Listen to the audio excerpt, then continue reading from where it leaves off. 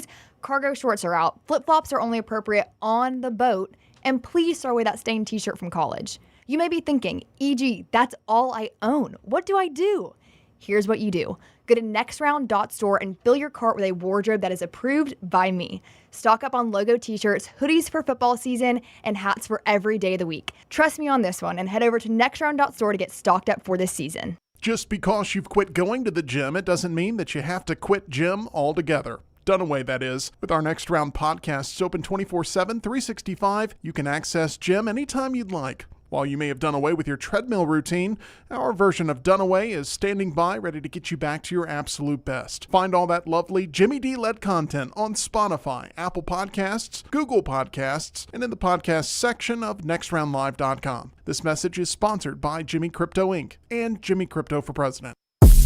From the creators of The Next Round comes two new sites, covercrimson.com and thebarnauburn.com. Two team sites with the same excitement and information-driven content that you get every day on The Next Round. Live daily shows, recorded shows, free of charge, plus premium content with insider information starting at just $1. And it's the perfect gift for the Alabama or Auburn fan in your family. Covercrimson.com or thebarnauburn.com. Sign up today. Happy football season. At the Next Round, we strive to make our loyal listeners feel like they're a part of the action all season long. My name is Emily Grace McCorder, and I do that by bringing you along for any given Saturday in Auburn or Tuscaloosa. From pregame warm-ups, touchdowns that make you feel a part of the play, and everything in between, our goal is to make you feel like you're inside Bryant Denny or Jordan Hare. Follow along on our social media at Next Round Live on Instagram, X, and Facebook. Also, check out thebarnauburn.com and covercrimson.com while you're at it. Here's to Fall Saturdays. From the creators of The Next Round comes two new sites, covercrimson.com and thebarnauburn.com. Two team sites with the same excitement and information-driven content that you get every day on The Next Round. Live daily shows, recorded shows, free of charge, plus premium content with insider information starting at just $1. And it's the perfect gift for the Alabama or Auburn fan in your family. Covercrimson.com or thebarnauburn.com. Sign up today. Jim Dunaway, Lance Taylor, Ryan Brown, live from the Birmingham Racecourse Casino Studios. The Next Round, presented by Bud Light, is on now. Live show now on a Thursday after another fun night of college football last night. We'll also jump into a little college basketball, but we've got football returning tonight. That includes in the NFL, where a pretty important game happens tonight. The Bengals and the Ravens almost must win for Cincinnati, 4-5. They're at that line where they need to. They can only avoid very few losses the rest of the way. And Baltimore, maybe the hottest team or one of them in the NFL. Yeah, and Lamar 9-1 all-time against the Bengals. You go back October 6th when they matched up before. Baltimore down 10 in that game. They end up winning the game by 3. Very interesting. Ravens lead the NFL again in rushing. No surprise there. Over 190 yards per game. But the Ravens dead last in the NFL in pass defense, going against Burrow and Jamar Chase. And you know, it should be an entertaining game. They typically are, but Lamar finds a way to win these games. It should be a lot of fun tonight, but we'll start with Auburn basketball that debuted that new roster last night. Vermont beat UAB 67-62. They ran into this game as the 79th ranked team in KenPom, so a lot of respect for this Vermont program.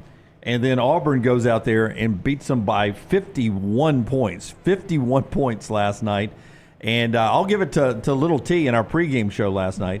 She got asked a question from one of our viewers, new player, whether it's freshman or transfer, who do you think has a breakout season? And she, without hesitation, says Miles Kelly. Oh, wow. Yeah, that's interesting because Miles Kelly is a guy that averaged, at Georgia Tech, 13, 14 points per game. He was good, solid, but not what he was last night. When you score 21 off the bench in 18 minutes, and 7 of those, I guess every basket he scored was behind the arc. That's right. Do the math. He scored 21. He hit 7 threes. Yeah. Yep. All of them. Yeah.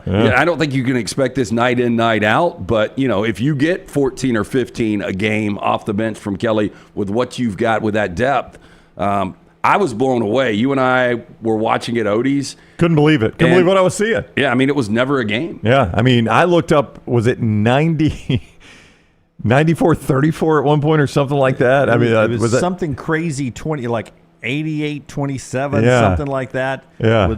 With like 8 minutes to go or something. And I mean, Lance and I literally almost jaw dropped watching that. Like, I cannot believe I'm watching this because Vermont is a respected program. Well, yeah, Again, and transitive scores you can't really no. look at them. But But I don't still, think- I don't Vermont think you- this week just Yeah. beat UAB on the road. Yeah. And we all know how good UAB will be. that's right. Should be, yeah. You don't do transitive scores, but I don't know that Andy's dying to go play at Auburn right now either. So, But to your point, to get that small number at the end of the game, I mean, all the points are one thing, but that tells you something about Auburn's defense, right? I mean, oh, absolutely. Yeah. Yeah. I mean, that was why is like Auburn's not just scoring points. Vermont can't do anything. 57-point lead was the biggest. Was that the biggest? Yeah. I think that's when I saw it. And I was like, I honestly can't believe what I'm looking at right here. like it was something to 27 in the shot clock era with 8 minutes to go in the game or something. Tyler, if you will, man, if you can give me cut number 8, this is Miles Kelly. And if you occasionally drink Alcoholic beverages? if you drink excessively, you have said this phrase before that he's about to say here. Here's Miles Kelly last night on hitting all those threes. And let me know if you've ever uttered this phrase, not when it comes to basketball, but maybe in alcoholic consumption, maybe back in college. I mean, honestly, like, after, like, the fourth one, I kind of just blacked out. Like, everything I threw up was going in. And my teammates did a good job of finding me. And I just knocked the shots down. I fed off it a lot. I mean, shoot, it's my second time playing in Neville. I mean, my teammates, Denver, all of them, been telling me how crazy the jungle is. And today, like, last game I witnessed it for the first time, but today was extra special for sure. Yeah.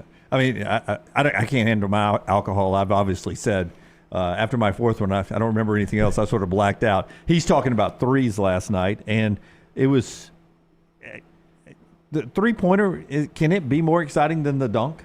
Oh, I yeah. think it is. Yeah. Some of it depends on moment in the game, right? But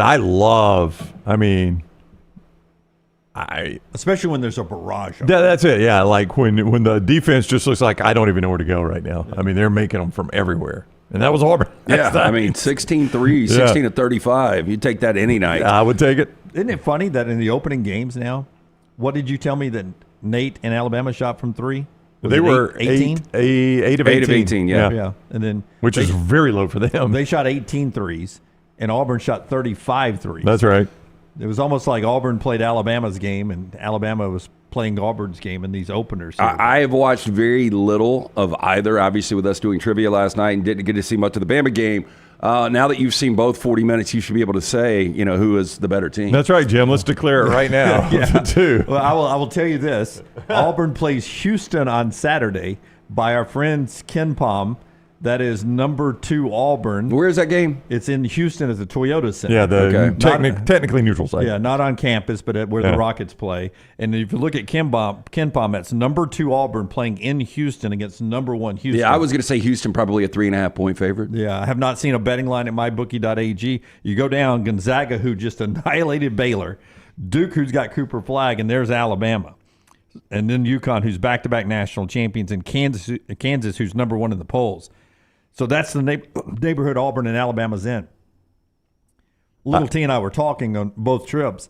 How cool would it be that if somehow both teams were in the Final Four? I think you have that caliber type team. Well, I would say at either place. Yeah, I would say, and again, you don't know how good Asheville and Vermont end up being, but I think it's easily the 2 most impressive wins of the first games of the Southeastern Conference, for whatever that's worth. I mean, there'll be a billion more games in the SEC. Oh yeah, but through everybody's first game, Alabama and Auburn were the 2 most impressive teams. They lived up to their preseason That's right. billing, right? They were picked by the media to be 1 and 2 in the SEC. Yeah. The rankings, national rankings, have them the highest 2 rated SEC teams, and they lived up. To answer your question, I don't think I can tell the difference right now. Because, Yeah, I was kidding, by the way. Yeah, I know. I mean, Auburn defends the rim so well, and Alabama's improved at defending the rim or playing at the rim. So I think both of them sort of Like, to me, Auburn, when they had, Katie Johnson on the floor and maybe some others, there were times that, the outside shot left them in games last year when Aiden Holloway was there. And Alabama, that's always been a strength. I think with Pegues and Miles Kelly, Auburn has fixed that a little bit. Now, here's the coach. Give me cut 9 from Vermont, and then we'll move on from basketball and get back to football. But John Becker's the coach of Vermont. He's never not had a 20-win season. And every year he's been there, they've been at least co-champion of their conference. And you've had them in the NCAA tournament bracket several times in our time together. We've had to either choose Vermont to advance on or not choose Vermont to advance on. So this program has history, and he just went into Auburn Arena after beating I think there was top 75 UAB team in the Ken Pom, and he goes into Auburn and has this to say afterwards last night. I'm hoping that things like this can pay dividends down the road, and we can learn a lot from this. But we have a veteran group back that's gone to the tournament 3 straight years, and we've won 8 regular season titles, and we're a proud program. And so to get your ass kicked by 50, it doesn't feel great, obviously. Fair enough. Pretty honest. Yeah. 3 straight NCAA tournaments, 8 straight conference championships to get your ass kicked by 50 doesn't feel good. They're not used to that. Yeah, but I think Vermont would have taken the split coming in state. Oh, yeah, because they were playing 2 NCAA tournament teams from last year who have over 50% of their returning scoring back. So yeah, you would take a split. You would probably hope the loss wouldn't be a 51-point ass kicking. In his words. In his words, yeah. All right, so we're off and going. That's basketball. Last night, Cal got a win. By the way, not Cal the Bears, Calipari the coach, as Arkansas beat Lipscomb last night. And just one note, because some of you just passively. I don't know if anybody does it like me, but sometimes I will gamble on a game. Okay. At mybookie.ag. Basketball or football or anything? Just anything? And I won't do any research. Okay. We've noticed that, haven't we, Lance? It jumps out occasionally. Gut feeling, a gut feeling. Diego Pavia. It's how you discover Diego Pavia. Yeah. No. Yes, it is. Emily Grace McWhorter. That's what I'm saying. You had done no research on that game, and Emily Grace brings up Diego Pavia, and you're like, who? Yeah, because I picked New Mexico State to cover, yeah. And EG's like, oh, because of Diego Pavia? And Dunaway goes, I beg your pardon, who? Yeah, who? And EG's like, Dunaway, it's the starting quarterback for New Mexico State. I don't know who he is, EG, but give me New Mexico State. That's right. That was exactly what you did. I was right. That was a good play, by the way. I just want a public service announcement. If you're a gambler like me, and you just occasionally gut feeling, at some point this year, you're going to see, I can get 11 points with Villanova. They're not good anymore, guys. So this is bad Villanova now. They got beat by Columbia last night. Last night. Boy, if you want to know how important a really good elite head coach is in college basketball, that's all you need to do is look at Villanova. See how that's falling? Maybe in football, too, post Tom Osborne, where Nebraska's gone. I mean, yeah, Alabama fans would say post Nick Saban. Hopefully not yet, but Virginia Tech and Beamer. I mean, you just look throughout history. Sometimes you think, God, what's that program going to be when that coach isn't there anymore? See, I wonder if some of this was going to happen to Jay Wright, which is why he got out of there. Like I always assumed Jay Wright saw the NIL writing on the wall, and it was like, I just don't know that we got the boosters to keep up with UConn and people like that are on their level, right? And we certainly don't have the boosters to keep up with Kentucky and North Carolina and Duke. And I can play with these guys on a normal playing field, but I cannot play with them if it's going to get that unlevel. I think some of this probably was coming Jay Wright's way. And that was when Jay Wright said, yeah, no thank you. Yeah, no thank you. I'll go make some TV money. Thank you very much. Columbia beat them. Hey, tonight UAB's back in action. Southern Miss and UAB, 6:30 down at Bartow, trying to bounce back from the opening season loss. Andy's got a good roster. And it's $5 Bud Light night down at Bartow. Heck yeah. Yeah, so if you want to go down there and enjoy a beverage and watch UAB, 6:30 down at Bartow in basketball tonight. Show being brought to you by our friends at Michelson Laser Vision. Tell us about our friends at Michelson. Yeah, make the phone call that I made 21 years ago. I was wearing the contacts, wasting money each and every year on the contacts and solution. Finally got the procedure done from Dr. Mark Michelson, the first to perform LASIK back in the state of Alabama in 1995. I've still got 2015 vision, better than 2020. Do you or a family member need to make your benefit selection at work now. Do you know your FSA or flex spending can be used to help you see clearly without the hassle of glasses and contacts? Yes, LASIK and Michelson Laser Vision might be a good choice for you. Book your free LASIK consultation today with Dr. Mark Michelson, Dr. Jen Michelson. Find out if you can use your FSA or flex plan funds to get freedom from the hassle of glasses or contact lenses. One of the most noteworthy experiences at Michelson Laser Vision is how Dr. Mark and Dr. Jennifer Michelson, really aware and sensitive to everyone's concerns, very down to earth in answering questions. Make the phone call today. Ask for Amy, 205-969-8100. Tell her the next round sent you. For more information, michelsonlaservision.com. And our friends at UrologyCentersAlabama.com, UrologyCentersAlabama.com. Guys, as you move from your 20s, your college years, into your 30s, and then into midlife in your 40s and 50s and then 60s and on, you want to stay on top of your medical health, and that includes your urology. When it comes to everything in your urological needs, they'll take care of it at Urology Centers Alabama, UrologyCentersAlabama.com. 35 urologists, 16 locations, treating everything from prostate health to kidney stones, vasectomies, and everything in between. When you need them, they're there. We always say early detection important, so sign up with them right now. Visit UrologyCentersAlabama.com, UrologyCentersAlabama.com to schedule your appointment. Okay, getting ready for the big Alabama-LSU game coming up this weekend. Those of you that pay attention to the weather more than I do, I used to pay attention to the weather all the time. You guys used to call me Jimmy Titan on the show. did. We did. Lance called you that. I gave you that nickname. When we I pay attention when it's golf season. Yeah, I don't. I've been shocked at times going out there and it's raining, and it ends up raining, and I'm like, was this in the forecast? And they were all putting on wet gear, and I'm sitting there with nothing, and I'm like, I don't pay attention to the weather anymore.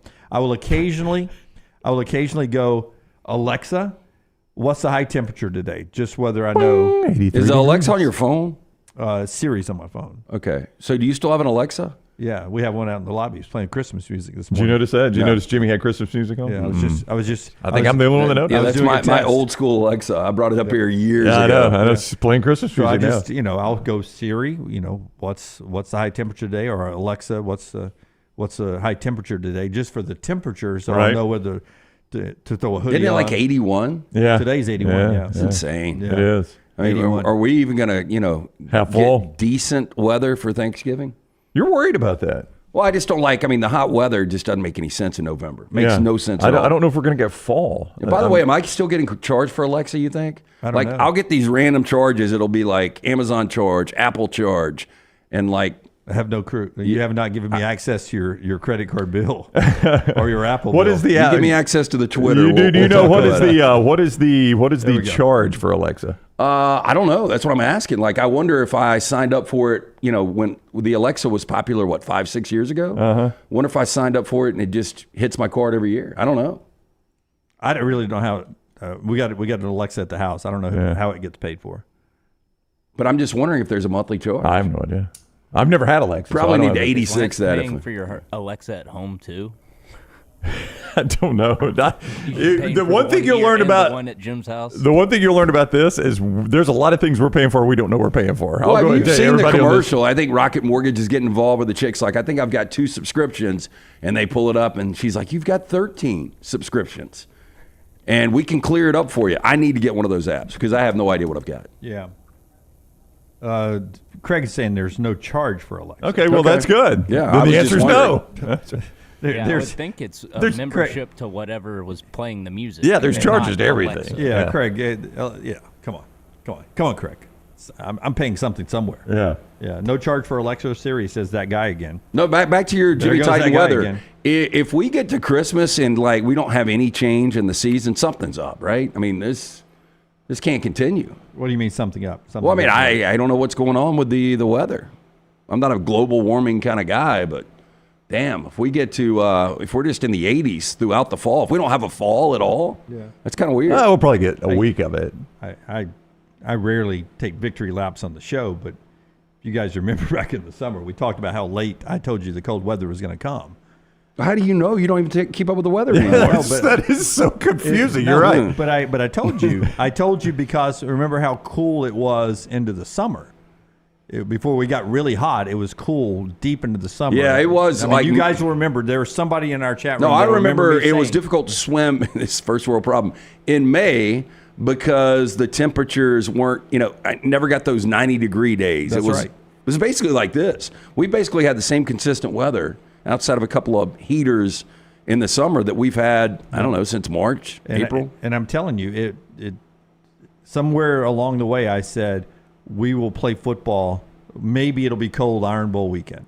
And I think you laughed, Brown, and Jim. Come on. Jim, it's Iron Bowl. Jim. It's always nice. And you never know with the Iron Bowl. I've been to hot Iron Bowls and sleet Iron Bowls. But here we are. I know. It's definitely short and roll down the window weather, and we're deep into November. Okay, so I am looking at the track right now. This hurricane. That's how you started this. This yes. all started because the hurricane ran through Cuba yesterday, and what is today? Central Louisiana is one part of the landfall. Later this week, I don't know what later this week means, according to my Alexa.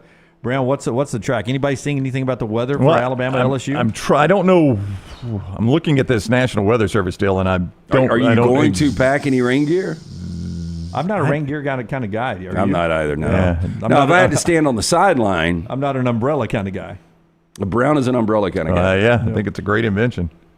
Right now, the track doesn't even take it to Louisiana. It shows it has cleared Cuba, and it's in the Gulf, but it shows it maybe heading towards kind of where Texas and Mexico connect, right down there, So it's more towards Mexico. I don't think you're going to have to worry about it. According to this track now, that's National Weather Service. They could be wrong. It's right there in their name, though, weather. I trust them to get it right. Yeah, but for Alabama, weather aside, one thing you got to worry about is their quarterback, Garrett Nussmeier, who has the potential, I think, to be really good in the NFL. He was horrible decision-making in the second half against Texas A&M, but this kid's got all the skill sets, I think, to be an NFL quarterback. Oh, look, he throws a really catchable ball. And he's doing it like Kyron Lacey's really good. The Aaron Anderson kid's good. He hasn't had the LSU receivers you've seen in the past.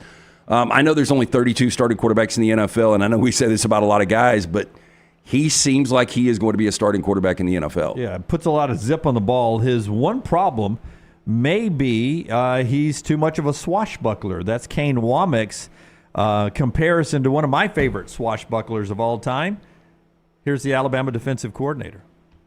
Well, I think I think he is an aggressive player, right? And sometimes you live by the sword and die by the sword a little bit. But at the same time, now, I mean, this dude, has made a lot of plays being the guy he is. He's an aggressive player. I mean, you think about, Brett Favre threw a lot of picks in his career, but he also made a hell of a lot of plays, right? And this guy has really done some similar things in that regard. And so some of that you live with a little bit as an offense, but from a defensive perspective, we need to make sure that taking the ball off of people is really the identity of who we are as a defense. And so that needs to show up on Saturday night. I don't know. So Brett Favre, the comparison there, he's not afraid to take a chance, throw it into coverage. I don't know if this is a Brian Kelly thing. I do not remember this at all at LSU. But at Notre Dame. But at LSU, his quarterbacks have had to be extraordinary. In the case of Jaden Daniels, it was to cover up a really bad defense. Like if Jaden Daniels did not play just all out. Oh, they're probably 6-6. Yeah, they're 6-6. He covered up so many issues for them. And for Garrett Nussmeier is to cover up a lack of a run game. Like he's got to play extraordinary football. Like on the season, he's second in the league behind Jackson Dart in yards per game, 20 touchdowns, 9 picks. I mean, Nussmeier has to play a lot of really good football to cover up that run game. I don't. Do you remember that in Brian Kelly at Notre Dame? I don't ever remember him being exceptionally quarterback. Yeah. Honestly, at Notre Dame. And look, in Durham is an upgrade from what they've had over the last couple of years. I mean, LSU, that's been one of the stranger things. They just consistently haven't been able to run the football under Brian Kelly. But I agree with you. It seems like going back, he never really had close to an elite quarterback. Tommy Rees was probably his best quarterback. And they were just able to effectively run the football and play really good defense. Do you guys – so this will be the 9 straight times Alabama has been favored in Baton Rouge. Do you remember the last quarterback that Alabama was an underdog against in Baton Rouge? 9th straight time. So you're going to do quick math. Yeah, I mean, that takes me back 18 years. It's going to be the guy that flopped, right, in the NFL? Yeah. Jamarcus Russell? 2006, it was Jamarcus Russell v. J.P. Wilson, our man John Parker.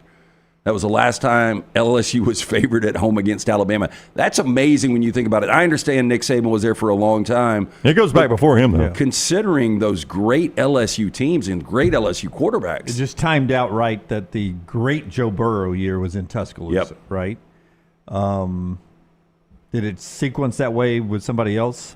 No, I mean, their problem with some of their national championship contenders were quarterback was their weakest position, right?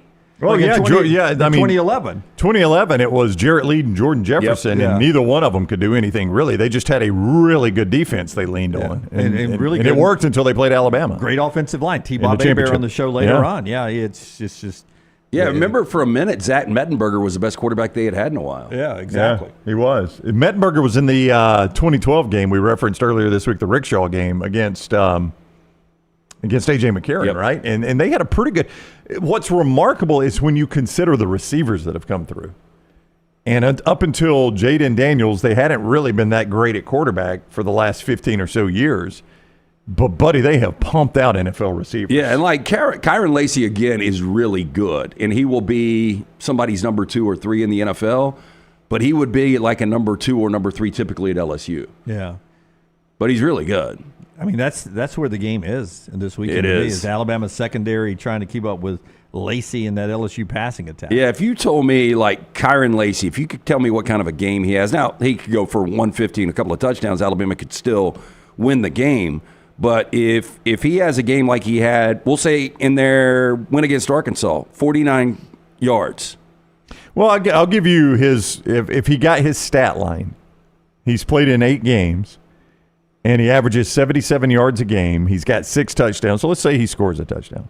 Oh, you'll take that. If you tell me Lacy has less than 100 and only 1 touchdown, that's his stat line tells you that's what he'll get. Your mouth to God's ears. Yeah, right there. I mean, his stat line and Ryan Williams' stat line are pretty close to identical. So if you got Ryan Williams' normal game and Kyron Lacy's normal game, you'd take that at Alabama, right? Yeah. So Nussmeier has played 3 error-free games. And they are obviously 3-0 in those games. He has thrown multiple interceptions in 3 games. He throws multiple interceptions, they lose. I mean, I'm 100% with you on that, yeah. I mean, I think all those things, if he gets multiple interceptions of Kyron Lacy's, just his normal stat line.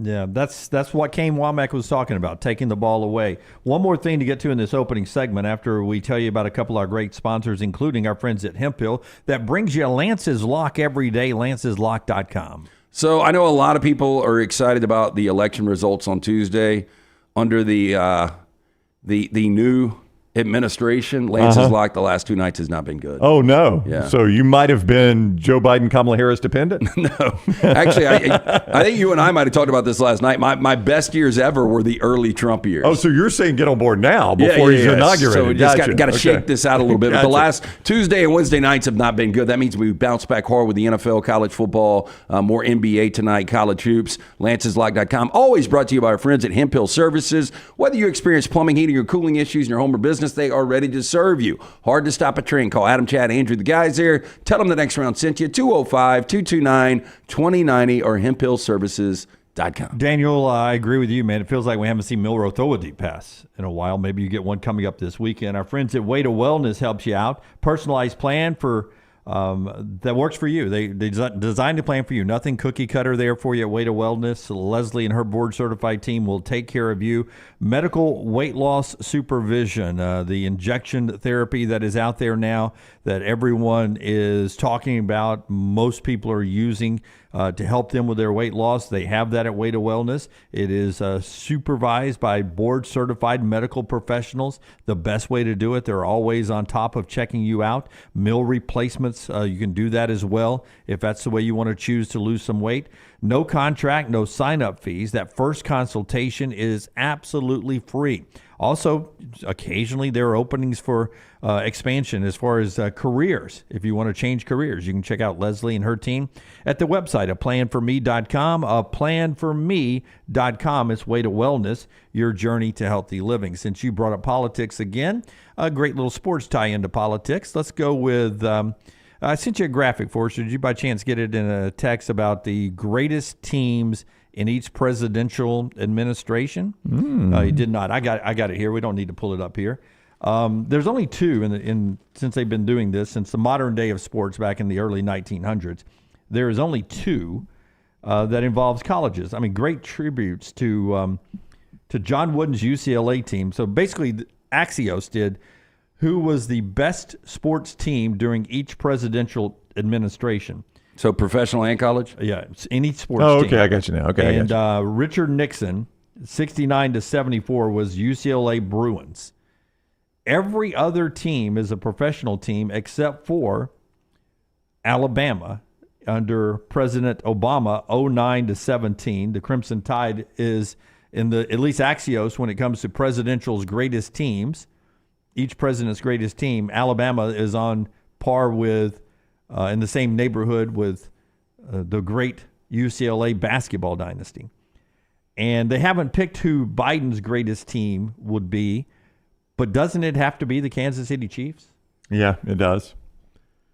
I mean, they've won 3, right? 3 Super Bowls, yeah, right? Yeah. And I just jotted down some other, no baseball or basketball dynasty in that time that really jumps out. South Carolina women's basketball's had 2. Georgia football had 2 national championships. UConn men's had 2 basketball national championships. But it's got to be the Chiefs. Yeah, I mean, it's 3 Super Bowls, right? Yeah, it's got to be the Chiefs. That's who you would throw in there. And if you just look at some others of interest, you mentioned President Trump's first time in office. Not really a lot of dynastic teams. They put the U.S. women's national team. I don't even remember what they did. I couldn't tell you. I think President Trump's his first time in office, you can make a case Alabama's in the conversation there because that would have been or Clemson. Yeah, Clemson won. Clemson. Yeah, trying to do the math here. I think Clemson won 2, right? Yeah, Alabama called 17, but that was before he had been inaugurated, right? It's listed here 17 to 21, so that would have been 17 and 22 national championships there. I'm sure they didn't want to go Alabama and back to back. I was just trying to remember how the dates fell, though, because the election would have been November of 17, and the game, it doesn't matter. But I don't think he was technically in office yet, but I could be wrong. Yeah, and then I guess the Patriots won something in there. It's just last couple of Chiefs. I mean, the Chiefs are the answer for the Biden administration. You go back, pick a president. Kennedy, during Kennedy's time. Dallas Cowboys. Boston Celtics. Oh then. That's right. I mean, Lakers had to be somebody's, right? They were. Ronald Reagan? Ronald Reagan's. Yeah. Yep. 81 to 89, 2 terms. It was the L.A. Lakers of the 80s. Steelers in the late 70s there before you got to the Reagan years.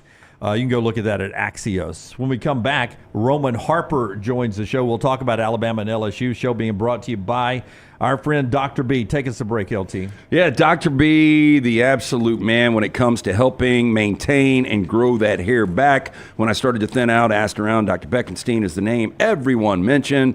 Dr. B offers that Sensus transdermal infuser as well. This enables Dr. B to get various medicines and therapies into the scalp where the hair follicles are without using any injections. This is revolutionary as Dr. B can pinpoint delivery of a patient's genetically specific products without any needles. T3hair.net for more information. I do that non-invasive treatment 3 times a week, 30 minutes each time on the couch. For more information, call, schedule the consultation, 205-319-0316, and make sure you tell him the next round sent you. Follow Brownie on Twitter and Instagram at ryanbrownlive. Hey, let me tell you about our friends at Urology Centers of Alabama. Compassionate and comprehensive urological care with 35 physicians, 17 locations across Alabama. Their patient-centered approach to all of your urological needs. Remember, they've got that new men's health center. It is beautiful, helping men with a wide range of sensitive male issues in a comfortable environment. You can always go online, visit urologycentersalabama.com, schedule an appointment with one of their many urologists today. things fall apart. There's even a book about it, but that doesn't mean you have to break the bank to fix them. Ryan Brown here for the Next Round. Our friends at Mortgage Right have a new renovation option that will make repairs and other home improvements easy. If you've recently purchased a home and find yourself short on cash, or you're looking to buy a fixer-upper, Mortgage Right's renovation loan program can help you spruce up your space. Repairs can be made to your roof, plumbing, flooring, and more with the help of top-notch mortgage professionals. So get your fix by visiting mortgageright.com/TNR. And MLS 2239, Equal Housing Lender. Thanksgiving is here, and let the New York Butcher Shop be the place to get all of your holiday meal items. Their premium turkeys are fresh, free-range, and hormone-free. The New York Butcher Shop also has a wide selection of chef-prepared side items to help save you time in the kitchen. Pick up a bottle of wine, and your meal will be complete. Turkeys are selling fast, so place your order today. 2 locations to serve you, in Cahaba Heights and on Highway 119 in Greystone. The New York Butcher Shop. Rare quality, well-done service. Hey, there's nothing worse than waking up to a plumbing problem. Don't get caught in a flooded house. Call the guys at Hemp Hill Services. Adam, Chad, and the team at Hemp Hill are the only ones I trust to fix it and fix it right the first time. Hemp Hill Services does it right and always at a fair price. For all of your plumbing, cooling, and heating needs, trust the name that Birmingham has trusted since 1954. That is Hemp Hill Services. Call now, 205-229-2090. That's 205-229-2090. Follow Next Round Live on Twitter, Instagram, Facebook, and YouTube. The social media team at Next Round Live is dedicated to giving you daily news conferences and practice video from UAB, Alabama, Auburn, and around college football. Follow and compare to the sites you used to visit. You'll also get the latest highlights and news from the Next Round Daily Show. Turn on the notifications so you don't miss a thing. Next Round Live on Twitter, Instagram, Facebook, and YouTube. See more at nextroundlive.com. By now, you guys know how I feel about my fashion. However, did you know that I care about your fashion choices? Cargo shorts are out, flip-flops are only appropriate on the boat, and please throw away that stained t-shirt from college. You may be thinking, EG, that's all I own. What do I do? Here's what you do. Go to nextround.store and fill your cart with a wardrobe that is approved by me. Stock up on logo t-shirts, hoodies for football season, and hats for every day of the week. Trust me on this one and head over to nextround.store to get stocked up for this season. Just because you've quit going to the gym, it doesn't mean that you have to quit gym altogether. Dunaway, that is. With our Next Round podcasts open 24/7, 365, you can access gym anytime you'd like. While you may have done away with your treadmill routine, our version of Dunaway is standing by ready to get you back to your absolute best. Find all that lovely Jimmy D-led content on Spotify, Apple Podcasts, Google Podcasts, and in the podcast section of nextroundlive.com. This message is sponsored by Jimmy Crypto Inc. and Jimmy Crypto for President. Hey, this is Matt Roth, the franchisee of Walk On Sports Bistro in Birmingham. With the kickoff of football season, come visit us at one of our 3 locations, Stadium Trace, Greystone, or Trussville. Come enjoy our scratch kitchen menu while watching one of our 80 TVs. Whether you're looking for a pre- or post-game celebration, game day, or date night, we've got you covered. It's all about the win at Walk On Sports Bistro. Walk On, where everybody needs a little playing time.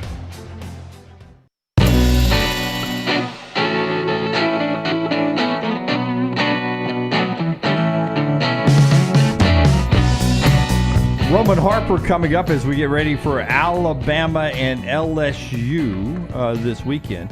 It could be well, it is. It's a playoff elimination game. And as a guy who won a Super Bowl, I can't wait till he comments on whether or not playoff elimination games make you play better, make you play worse. Is it something you use as motivation? Can't wait to hear what Roman has to say about the big game. Well, let's ask him now. SEC Network's Roman Harper joining us for an airport near you. He's presented by MyBookie.ag. Code Next Round when you sign on at MyBookie.ag. What is up, Harp? How are you? What's up, guys? How are y'all doing, man? Trying not to yell, but definitely surrounded in the airport. Baggage claim. Oh, so you've already landed. So you're just waiting on your bag. That's good news. Yeah, man. It's the weather's a little dicey. They said it feels like Seattle out here in Oxford. So I'll be interested to see once we get there. My golf game will actually be able to pick up and play, or do I need to sit the whole day down and just mentally get prepared for the weekend? So it looks like Southwest. I could be wrong, but I was going to ask you, if it is Southwest, are you upset that they're not doing the general admission first come, first serve now that they've got assigned seating? I think that's better for Southwest instead of everybody feeling like cattle. But I have not flown Southwest in years. I live in Charlotte, so you are mandatory.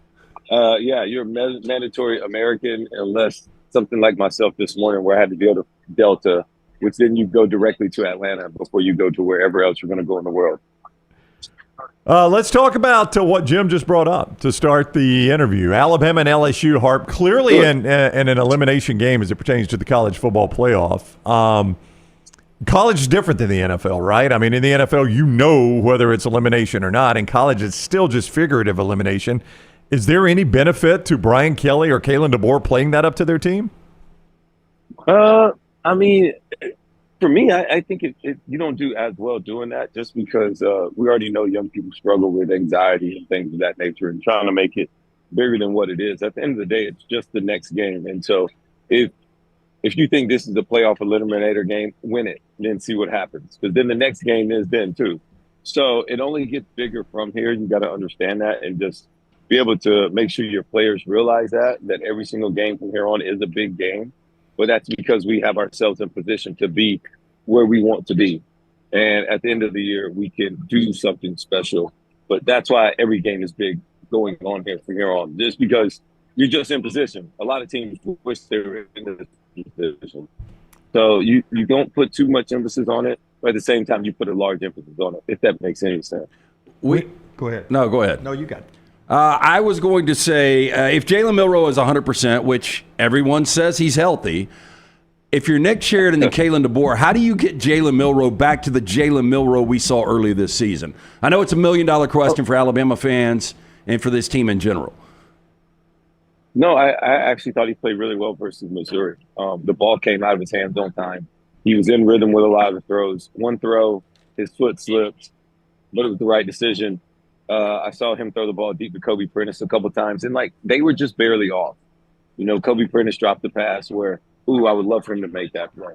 And then one time, Milroe just missed him. And so you're getting some guys back that could help you out, whether it's Law, Kobe Prentice. So you're not just throwing the ball to Bernard and Ryan Williams 80 times a game. And for me, I like that we talk about Jalen Milroe, but when it comes to this game specifically, I think Jalen Milroe running the football with quickness in mind of making decisions fast, right? Where he's not waiting around. He's making decisions now and he's going. None of the hesitation stuff. That is where I look for him being the impact. And then on the run game specifically with the running backs, downhill runs, like the shoulders of the running back are faced towards the line of scrimmage. They are going downhill. They are trying to make those plays and run the football effectively like they did versus Missouri. You do that because in the SEC big time games on the road game and defense travel. And I think the defense is going to be able to get one or two turnovers this game just because Nussmeier, that's the way he plays. He throws the football, he puts it in harm's way because he trusts his receivers that much. So you got to come up with two turnovers and run the football effectively from the running back position. You do that, Alabama's got a chance to win this game, I think, pretty easily. Not easily, you're saying it's the easy game, but if you just do these things, you win the game easily. I want you to talk a little bit more about. I'm so sorry, you broke up. Go ahead. Oh, okay. Oh, I didn't say anything. Okay. You can't hear me? I'm sorry. No. It's my fault. It was a little staticky there on my part. I wanted to ask you more about Nussmeier there as a former All-Pro DB.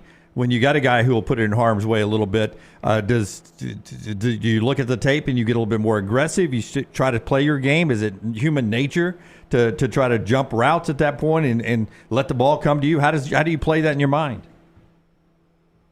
It definitely is human nature to want to be a little bit more anxious, to when my chance comes, But in all honesty, just catch it.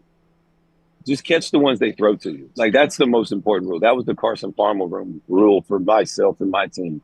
That whenever you play Carson Palmer, big game, small game, whatever, he's going to throw you a couple. You just got to be ready to catch it. And when you do get that chance, just make your play. Don't do anything else. We don't need any superhumans. We just need ourselves. Yourself as you are is good enough to make a play in this game. You just got to be ready for your moment and don't let the moment pass. So just catch the ones they throw to you, and that's all you need. You don't have to do anything outside the ordinary or outside the box because that play is going to come if you're just in position and doing your job. Roman Harper is with us, SEC Network. He's on the JohnstonRVCenter.com hotline. Roman joins us each week, courtesy of MyBookie.ag. Code next round when you sign on at MyBookie.ag. You make your initial deposit.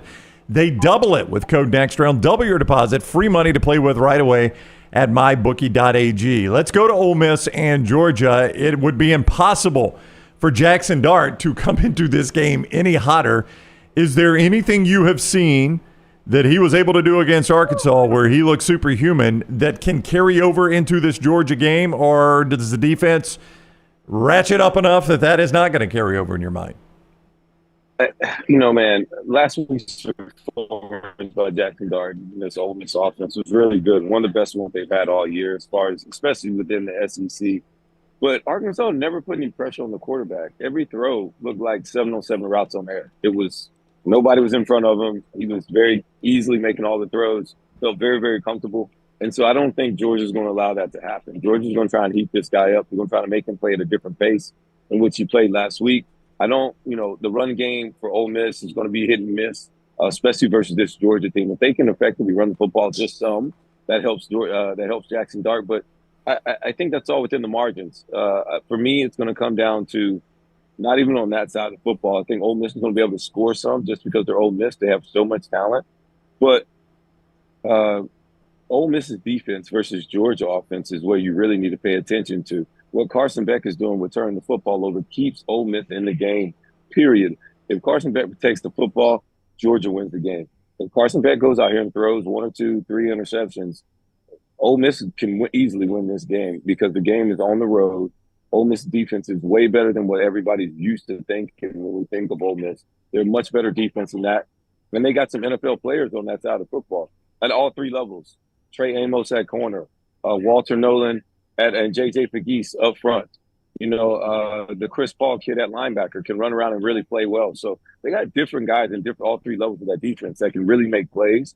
And so if Georgia is not paying attention here, Georgia could easily lose this game because of the matchup and what Ole Miss does defensively and the struggles of Georgia that have all of a sudden now become a sore thumb that we can't stop talking about when you talk about Georgia. Yeah, and back to those Beck turnovers, Harp. Last year, only 6 picks and 417 attempts. This year, 11 picks and 290 attempts. Coming into the season, I would have said the most talented quarterback was Carson Beck. I still think he's got a lot of upside. But what has become the problem with Beck this year as far as turning the football over? It's like he thinks he's the only one watching film, in my opinion, right? Because he's making good throws. He's just making bad decisions at times. He's over here looking over his left, thinking he's moving defenders that way. And the defender watches tape too. Is like, all right, if he does this certain thing, I'm just going to stay right here. And he's going to throw it. And it hit Jahad Campbell dead in the chest versus Alabama. He hit 2 guys at Florida last week, like right there to him. He's played too many plays and too many reps to make those throws in that decision in that time. And so when you're the quarterback, you control the ball more than anybody else. You control everybody's hopes and dreams on that team or organization that you're throwing the ball for. And I think he needs to recognize that. You can't force all these throws and think you're going to make them all. And if Georgia runs up on the right team the right night with these type of turnovers, they are going to lose the game because that is the most important stat in football.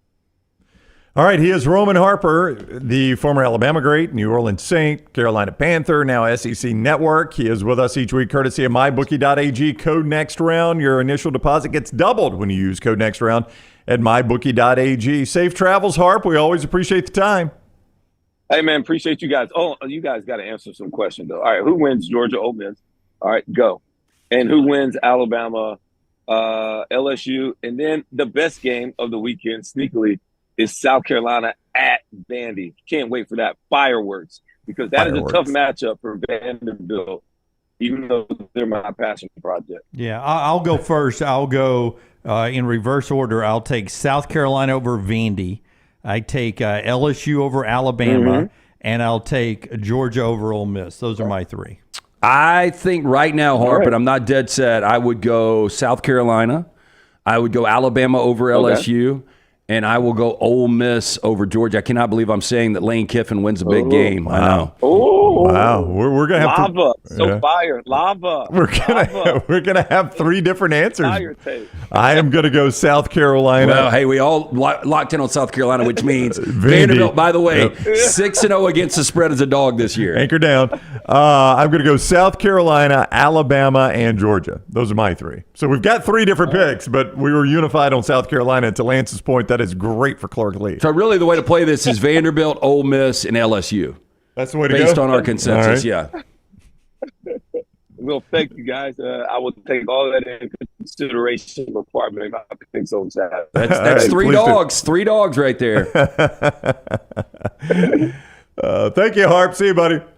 Y'all be good. All right, that is Roman Harper with us on the JohnstonRVCenter.com hotline. MyBookie.ag code next round. I guess you could play that parlay.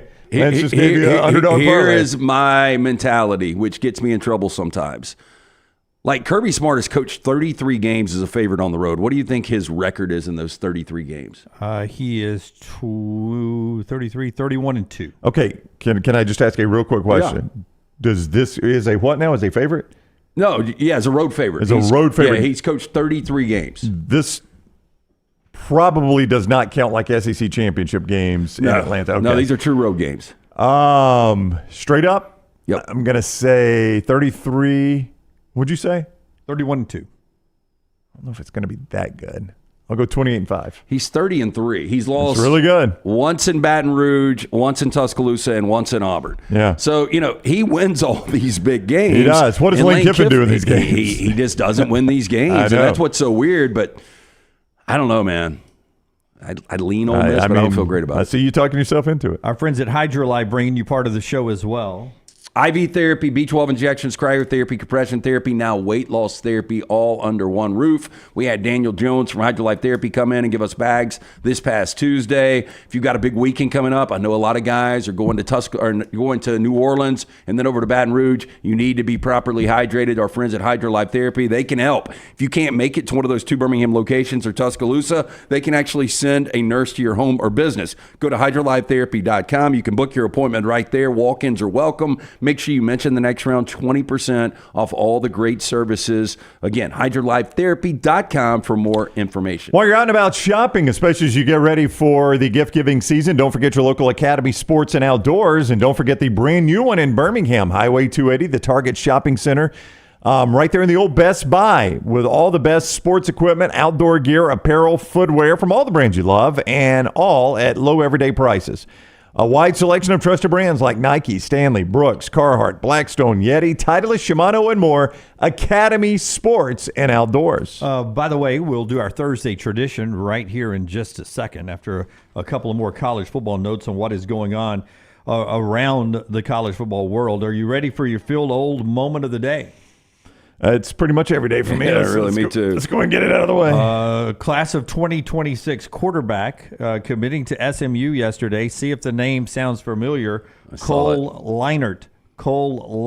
Matt Leinert has a kid that's playing college football? Yeah. 2026 quarterback commitment to Pony Up SMU. Cole Leinert. Are you kidding me? This makes me officially old that I was doing a daily show on Jocks when Matt Leinert was the starting quarterback at USC. Oh, I remember when his first start was at Jordan-Hare Stadium?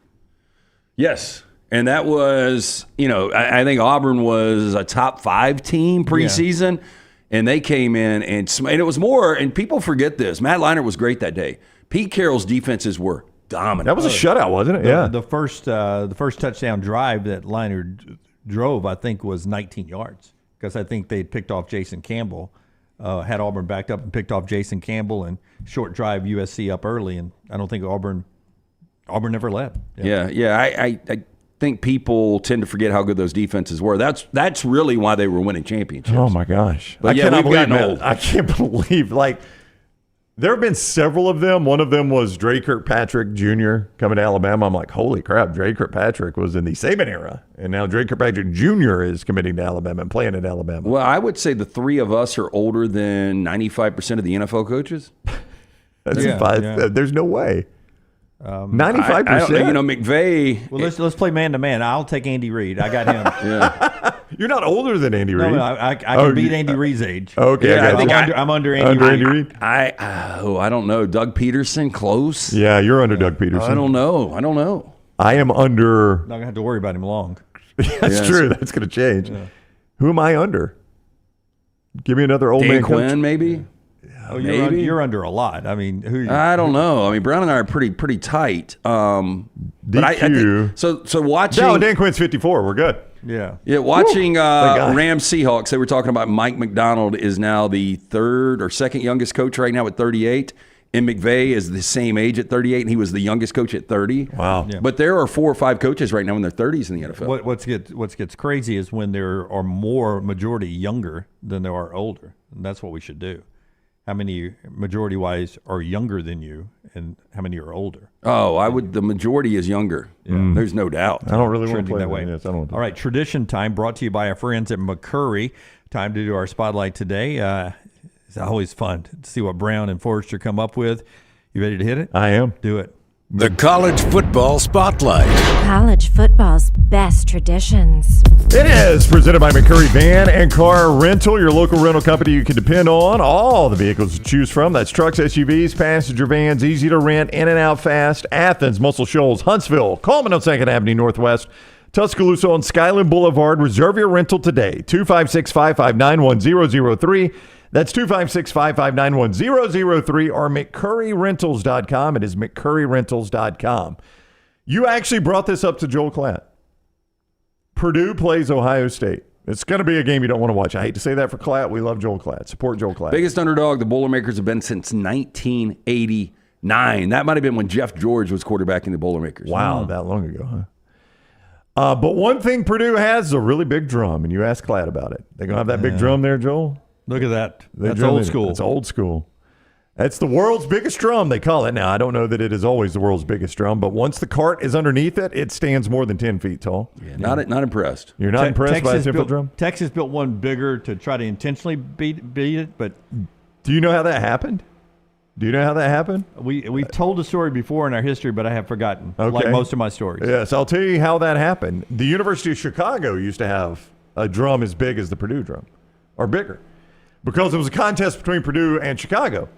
And Chicago disbanded their football program, and the drum got hit somewhere under the stadium, and they found out about it, and Texas wanted to buy it.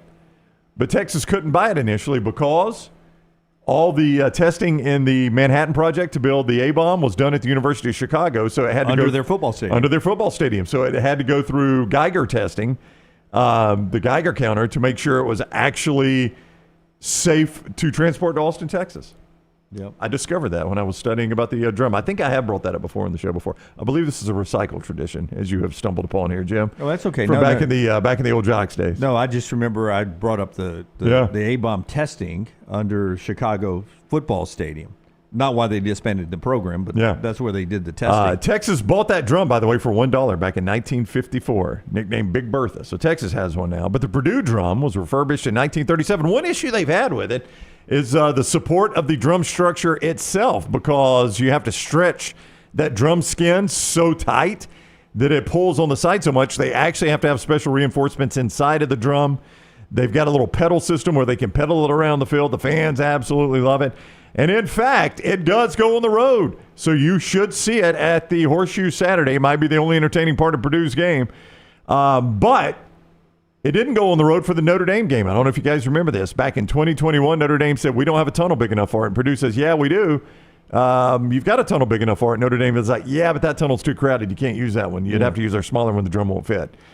So for the first time in 42 years, the drum didn't make an appearance at a Purdue game. Very petty. They should have airlifted it in. Just drop it in with a helicopter. Yep. So that's the world's biggest drum, part of Purdue's band, and that is going to be the only highlight for Purdue Saturday. But that is your college football tradition, presented by McCurry Van and Car Rental, McCurryRentals.com. I like it. I like the drum. I don't, dislike it. I mean, it just looks collegiate. It does. I never very see collegiate. it. They never play a meaningful game that I watch, but I like it. It's collegiate. I actually had no idea until you did this before. That they had that big drum? Yeah. You've never seen Purdue's big drum? I've never really paid attention to it. That's interesting. Yeah. See, that's why we do this segment. Yeah, Lance. no, hey, I like to learn. Bob Hebert, 10:30 today on the show. Dan Orlovsky at 11:05 to talk NFL with us. That's all still to come. Tyler's got our 4 downs coming up in our next segment. We'll get to that. Non-sports related 4 downs still to come. A couple other college football notes. Brown, is there a way at MyBookie, or maybe you can find it at LT, you can bet point totals per team, right? Yeah, team totals. Total team totals? Yep. What is Florida State's team total this weekend against Notre Dame? Lance can guess, and I'll find it. Yeah, I would say Florida State's team total is 9.5. God, that's shocking. Yeah. Why do you ask? I knew it was low. I didn't know if it got to single digits. Yeah, I think it's going to be single digits. Yeah. I mean, I wouldn't feel comfortable playing over 9.5. I'd actually feel more comfortable playing under 9.5. Now, they might get home on the cover. This is going to be they're going to go off their largest underdog in 35 years. This thing holds around 26. Yeah. I'd seen somewhere on Twitter that it was around 7, and I did not believe that to be true. That Florida State. Oh, it's got to be higher than that. Was 7.5. I'm trying to find it. I don't know if it's up yet at mybookie.ag. Yeah, There's a bunch of stuff. Player props come out really late in the week, and team totals do sometimes. But I'm looking here. I might have it. Yeah. Total. Well, that's total touchdowns. That's both teams combined. It's a 6:30 game, right? Oh, here it is. Florida State's total, including overtime.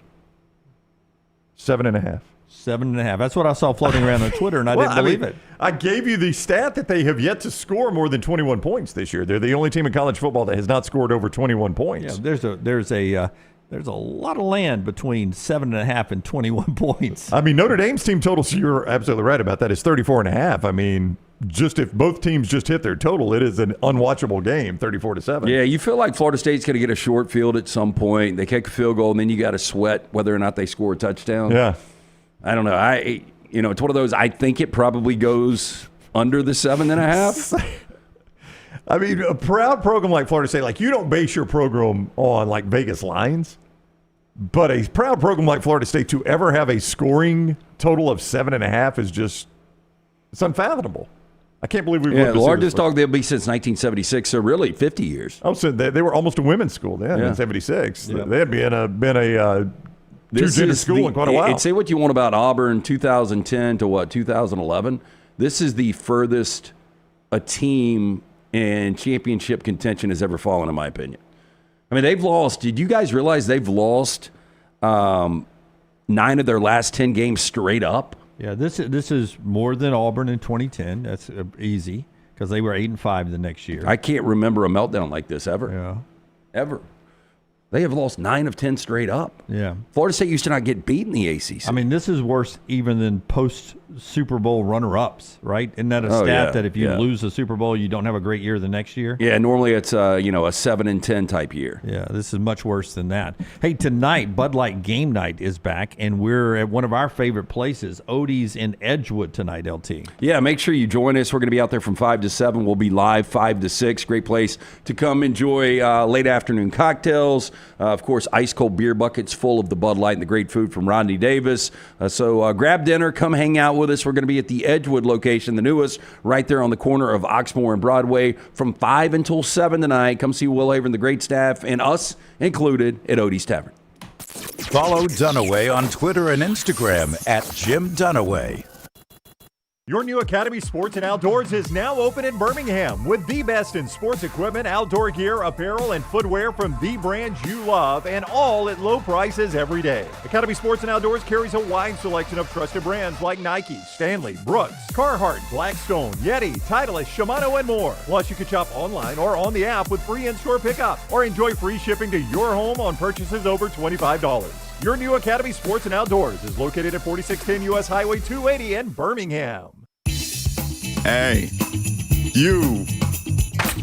It's the holidays. Give cheer a lift.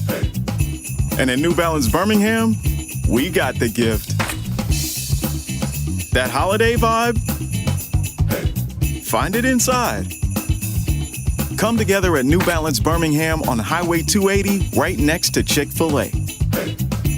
New Balance Birmingham, we got now.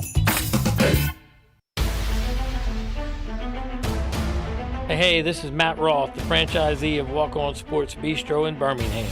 With the kickoff of football season, come visit us at one of our 3 locations, Stadium Trace, Greystone, or Trussville. Come enjoy our scratch kitchen menu while watching one of our 80 TVs. Whether you're looking for a pre- or post-game celebration, game day, or date night, we've got you covered. It's all about the win at Walk On Sports Bistro.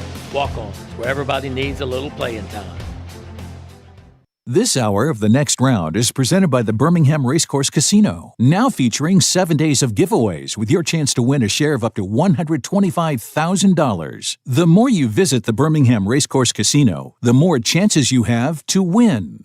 Remember the name Way to Wellness if you're battling weight loss in your life. I'm Jim Dunaway from The Next Round. There was a time I was over 216 pounds until Way to Wellness helped me lose 45 pounds, and now for over 2 years, they've helped me keep that weight off. Here's their website, aplanforme.com, aplanforme.com. That's a great name for a website because there's no cookie-cutter plan. Everything is designed specifically for you. No contract, no sign-up fees, and your first consultation is free at Way to Wellness. Storm season is here. Make sure you have a plan of action in place right now. Greg from Pell City and Storm Restoration Roofing should be your first call when storms hit. Insurance companies love working with Storm Restoration Roofing because of Greg Nelson's name and reputation in the industry. When storms hit, call Greg Nelson. He's local, 205-542-3531. He's the home of the free no-cost roof inspection. Greg from Pell City on Facebook, 205-542-3531. It's Storm Restoration Roofing. From the creators of The Next Round comes 2 new sites, covercrimson.com and thebarnauburn.com. 2 team sites with the same excitement and information-driven content that you get every day on The Next Round. Live daily shows, recorded shows, free of charge, plus premium content with insider information starting at just $1. And it's the perfect gift for the Alabama or Auburn fan in your family. Covercrimson.com or thebarnauburn.com. Sign up today. In some places, football is a sport. In Alabama, it's a fine art.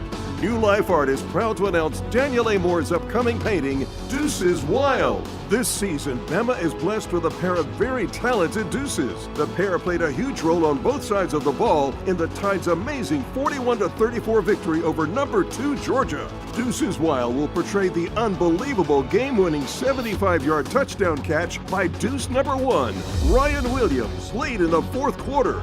The Dogs' last chance drive was stopped by deuce number 2, Xavier Brown, as he made the game-saving interception in the end zone, which will be celebrated by a small artist's remark in the bottom margin of each print. Go to danielmooreart.com to see the artist's preliminary sketch and take advantage of special pre-publication pricing for Deuces Wild. Also available, The Legend, Daniel Moore's final tribute to Coach Nick Saban.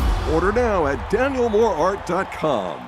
Happy football season. At The Next Round, we strive to make our loyal listeners feel like they're a part of the action all season long. My name is Emily Grace McCorder, and I do that by bringing you along for any given Saturday in Auburn or Tuscaloosa. From pregame warm-ups, touchdowns that make you feel a part of the play, and everything in between, our goal is to make you feel like you're inside Bryant-Denny or Jordan-Hare. Follow along on our social media at Next Round Live on Instagram, X, and Facebook. Also, check out thebarnauburn.com and covercrimson.com while you're at it. Here's to fall Saturdays. Twin Peaks is the best in the game. Here, you're in the red zone for every college rivalry and divisional matchup all season long. I mean, where else are the scenic views as good as your view of the game? Only at Twin Peaks, the #1 sports bar. Jim Dunaway, Lance Taylor, Ryan Brown. Live from the Birmingham Racecourse Casino Studios, The Next Round, presented by Bud Light, is on now. Hour number 2 today, coming up, Bob Hebert at the bottom of the hour. Can't wait to talk to him about the trip down to Baton Rouge for Alabama and LSU in a playoff elimination game. Dan Orlovsky and another big weekend in the NFL that starts tonight with the 4-5 Bengals and the 6-3 Ravens, 7:15 on Prime. Tonight they played in Week 5, 41-38 overtime classic. Hopefully we get that kind of game tonight on Prime. We're at Edgewood, as we told you, Odie's location, coming up tonight for Bud Light Game Night, 5 to 7, leading in to not only that game, but a couple of college football games, including App State and Coastal, little rivalry game, 7 o'clock on ESPN. and we'll get to all of that coming up. The show being brought to you this hour in part by our friends at CPAP Plus. CPAP Plus. Yeah, look, if you want a great night's sleep, you need to go see the O'Neill brothers at CPAP Plus. They are CPAP users themselves. If you're looking for the best CPAP gear out there with personal service you can trust, visit CPAP Plus. You can Google CPAP Plus or just stop into one of those 3 convenient locations. Pelham Highway 280, Trustful. They've got something special for the next round viewer and listener. $20 credit towards the purchase of a new mask system, CPAP cleaner, even a travel CPAP machine. With hundreds of 5-star Google reviews, trust CPAP Plus for all of your CPAP needs. Stop by today. You're going to find the best service and equipment, all in stock, ready for you. CPAP Plus, where every night matters. Auburn wins their opener last night in basketball, 94-43. That sets up a big showdown coming up Saturday night, 8:30 on ESPNU, between Auburn, number 2 in KenPom, against Houston, number 1 in KenPom. A rare 2-1 matchup. Happening this weekend, Saturday night. Auburn's Miles Kelly last night had 21 points, all from 3-point, 7 3-pointers, and Auburn wins that game last night. Familiar name, Ryan Kalkbrenner of Creighton, who Alabama plays in Tuscaloosa later this fall. This guy. Last night, he throws down 49. He was 20 of 22 from the floor. 91%. First guy to throw down 20 buckets, 90% from the field since Bill Walton in 1973. Hey, and this is not all at the rim. He hit multiple threes last night. 7 of 8 from the stripe. This guy, and, a lot of people have watched him the last couple of years for the Blue Jays, but a legit 7-2 can do a lot of different things for McDermott and Creighton. And, arguably, one of the top 3 players in college basketball this year. 99-86 as Creighton beats UT, which is University of Texas, Rio Grande Valley. So he has that night, and they only win 99-86. Against UT Rio Grande Valley. Yeah, a team you can't even put all the names on your jersey. I had Creighton minus the 30 last night. Didn't get home. Didn't get home with that one. UTRGV plays tough, man. Yeah. Arkansas beat Lipscomb last night. You get Jacksonville and Florida tonight, Jack State and Air Force, Alabama back at home tomorrow night against Arkansas State. That's a little basketball. Let's jump into that NFL game tonight. I know you guys are dying to talk about that, but the first thing we should tell you about the NFL is that Dak Prescott may be done for the season. They are considering giving him a season-ending hamstring surgery. That's how bad his hamstring is, which would shut him down. He's going on to the IR anyway, which is going to be 4 games. They're thinking about going ahead and repairing the hamstring and fighting in 2025. Disaster how this thing played out for Dallas. Dak was completely prepared to play out the year and get into free agency, and the Cowboys were afraid, hey, look, if we don't give him what he wants, then he's going to hold us hostage, probably take off, go somewhere else. You just wonder if it would have played out like this if Dak was playing for his contractual life. But now the Cowboys are locked into a contract they're not going to be able to get out of. He is, I don't know if he's the highest paid. He's definitely top 3 right now at that position. CeeDee Lamb is the highest paid. I don't know what the Cowboys are going to do. Yeah. I mean, I brought this up the other day. Like, if he goes on, Cooper Rush is going to start. They can't even win games with Dak starting. Cooper Rush is about to start 4 games. By the time this 4-game window is closed, they could be out of the playoff hunt. Why even bring Dak back at that point? Especially in their division where the Eagles with Saquon have some life. And then there's the Commanders. That's right. Who, I know stats are like pimples. If you press hard enough, they pop. But if you... That's the third one this week. If you sit there and look at the Commanders' offense, could you make a case that the Commanders have the best offense in the NFL? I think most people think it's the Lions, don't they? Oh, yeah. I mean, now, the Lions struggled Sunday, but those were miserable conditions. Yeah, and I think Baltimore's right there. I mean, look, it's a really good Commanders offense. I think people are waiting for Jaden to hit a wall. I don't know if he's going to hit that wall. I will say this about the Lions, though. I said they struggled in miserable conditions. That was their first non-dome game of the year. So any condition was miserable at that point. That's right. And now sunlight. Now the good news for them is they could win the 1 seed, and every game is going to be a dome game at that point in the playoffs. So that's what you hope for if you're a Lions fan. Yeah, I think Detroit is going to have home field throughout. Yeah, so maybe their record, if they start to struggle a little bit outside of dome games, may not have to worry about that as much. The Commanders, according to what I have in front of me here, they lead the NFL with points per game and yards per possession. So a pretty good offense there for the Commanders. Speaking of the Lions, the Athletic, their power rankings, despite one loss, they say Lions better than Chiefs right now. Do you agree with that? Yeah, I think the Chiefs are, I know they're undefeated, but I would go Lions, Ravens, and then you can start the conversation with the other. So you agree with that? Just because they're unbeaten doesn't mean they're the best team? No. Brown? Yeah, I think the Lions are better than the Chiefs. Yeah. Now, I'm as soon as you got high on the Ravens, they lost to Cleveland on the road. But, I mean, those things happen. But it's a I think divisional road you game. saw more Ravens this past week in a 31-point win over a really solid Denver team, especially on the defensive side. Yeah, that was a divisional road game, so I will forgive a loss at Cleveland, obviously. And there was a lot of emotion in that game. Jameis Winston making his first. I mean, there was just a lot in that game. Back to Dak Prescott. It obviously wouldn't have worked out this way, probably. But is there a better combination in the NFL right now than what we'll see tonight between Lamar Jackson and Derrick Henry?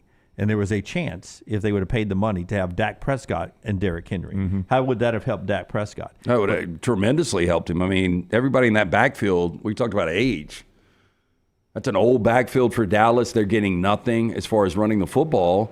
And I know Jerry Jones was asked about it back in September, early October. And, he said basically we weren't in a situation. Yeah, you were in a situation where you could have gotten Derrick Henry. Yeah, I mean, again, if you don't remember the story, Jerry Jones did not get Derrick Henry. They asked him why. He said he was too expensive. They end up getting Ezekiel Elliott, who, all things considered, when you consider what they're paying Elliott from his previous contract after they had released him and he came back, now they're paying him what they would have had to pay Derrick Henry. Yeah. So, I mean, to say it's too expensive is silly. You're paying the same amount now for Ezekiel Elliott. Yeah. And Lamar and Derrick Henry have been a tremendous success offensively so far for the Ravens. That's 7:15 tonight on Prime. Back to college football and then our four downs after we tell you about a couple of great sponsors, including our friends at Inverness Country Club. Yeah, look, they've got memberships that fit everyone. Maybe you relocated to retired. Inverness, a great place to network, from the social membership to the golf membership. Do you know that you don't have to be a member in order to hold an event at Inverness? Inverness can hold anywhere from golf tournaments to corporate meetings to wedding receptions and anything in between. To take a tour of this unbelievable club, call Erin today. Tell her the next round sent you. 205-991-8608. That's 205-991-8608 or online iccalabama.com. And our friends at Storm Restoration Roofing. That's Greg from Pell City. Greg Nelson, his wife Andrea. They've been doing this for a long time. Storm Restoration Roofing, locally owned for over 20 years. A+ rated with a Better Business Bureau, a trusted name that we've been telling you about for years. They'll give you that free, no cost, no obligation roof inspection. It's a great place to start, that roof inspection there, to find out what's going on in your roof, find out how much longer you have on that roof. Oftentimes, Greg will tell so many of our viewers and listeners, they think they've got an old roof. He'll get up there and say, man, you got 4 or 5 more years. If you don't want to replace it right now, I'd hold on. No obligation to use Greg at that point, but he always would appreciate it. If 3 or 4 years later, you'd call him back at 205-542-3531. Storm damage, roof replacements, insurance, roofing claims, inspections, and restoration. He does it all. It's Storm Restoration Roofing. Greg from Pell City on Facebook, right there, 205-542-3531. We've been waiting on this news to pop, and it did at the end of last hour. Brownie, pretty big news out of Gainesville. All right, let's go old school Roman Coliseum. You're the emperor, and Billy Napier is standing in the ring staring up at your box. What do you do? His what? Billy Napier, you're the emperor. Yeah, I'm gonna let him live. I don't think that this is. I don't know if it's going to be long term. Suite, luxury suite. Would you like for me to call it that, Tyler? Yeah. It was the Roman Coliseum. The balcony. The balcony. Okay, thank you. I'm going thumbs up though. Yeah, me too. Thumbs up. And we've said that. It's not because we know the news. No, look, I mean, they had won 3 of 4 going into the Georgia game. They were leading that game when Lagway went out. You bring in a walk-in quarterback who has absolutely no shot at success against that Georgia defense. You end up losing the game by 14. It was a lot closer than 14. They're playing much better football right now. And you just don't want to reset the clock if you're Florida right now. And Scott Strickland has announced via social media that they will keep Billy Napier another year, that he'll continue as head coach of the Florida Gators. Yeah. Well, Brett McMurphy's actually pointing out, Brownie, that in the writing, if you read it, he will continue as Florida coach. But McMurphy says, while it infers he'll be back for 2025, there is no specific mention of next season. I did notice that. You just assume that he releases that saying he's coming back next year. But actually, that jumped out at me. The first line says, Gator Nation, I wanted to let you know that Billy Napier will continue as head football coach of the Florida Gators. Period. And that's the only sentence. And then it goes to saying nice things about Billy Napier. That actually jumped out at me, that is like, it doesn't say next year. It just says will continue. But and I don't know how often Scott Strickland's going to be on a podium, but it's the first question the media is not going to ask him.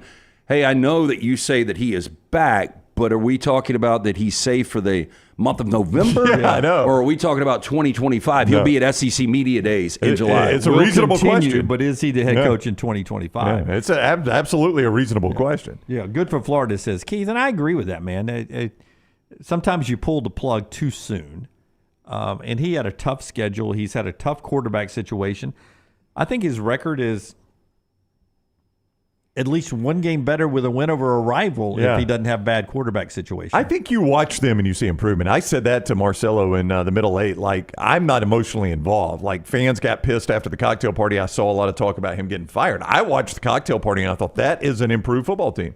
They are going in the right direction. If DJ Lagway stays healthy, I think they're right in it with Georgia at the end. I think they may win the game, but if not, it's going to be a tight finish with Georgia. So that shows you how much you've improved. They couldn't stay on the field with Georgia several years ago. So I think you see how much they improved. Now, I will say this real quick.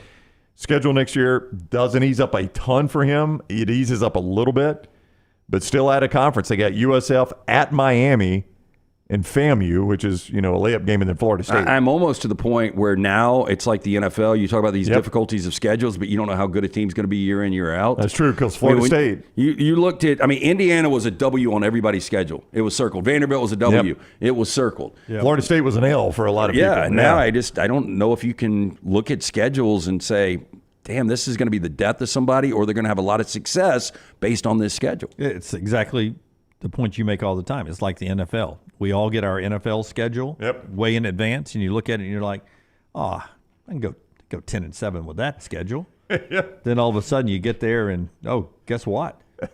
Who got a lot better in the offseason? I know, exactly. The Chicago Bears did. I do. The Commanders, the Commanders did. How is Vanderbilt going to be viewed moving forward? Because obviously Diego's done, right? Once Pavia is gone, everybody's going to go back to counting that as a win. Is he done? I can't. I can't keep up with it. I think he is. I'll double check. Feel like he is. Yeah.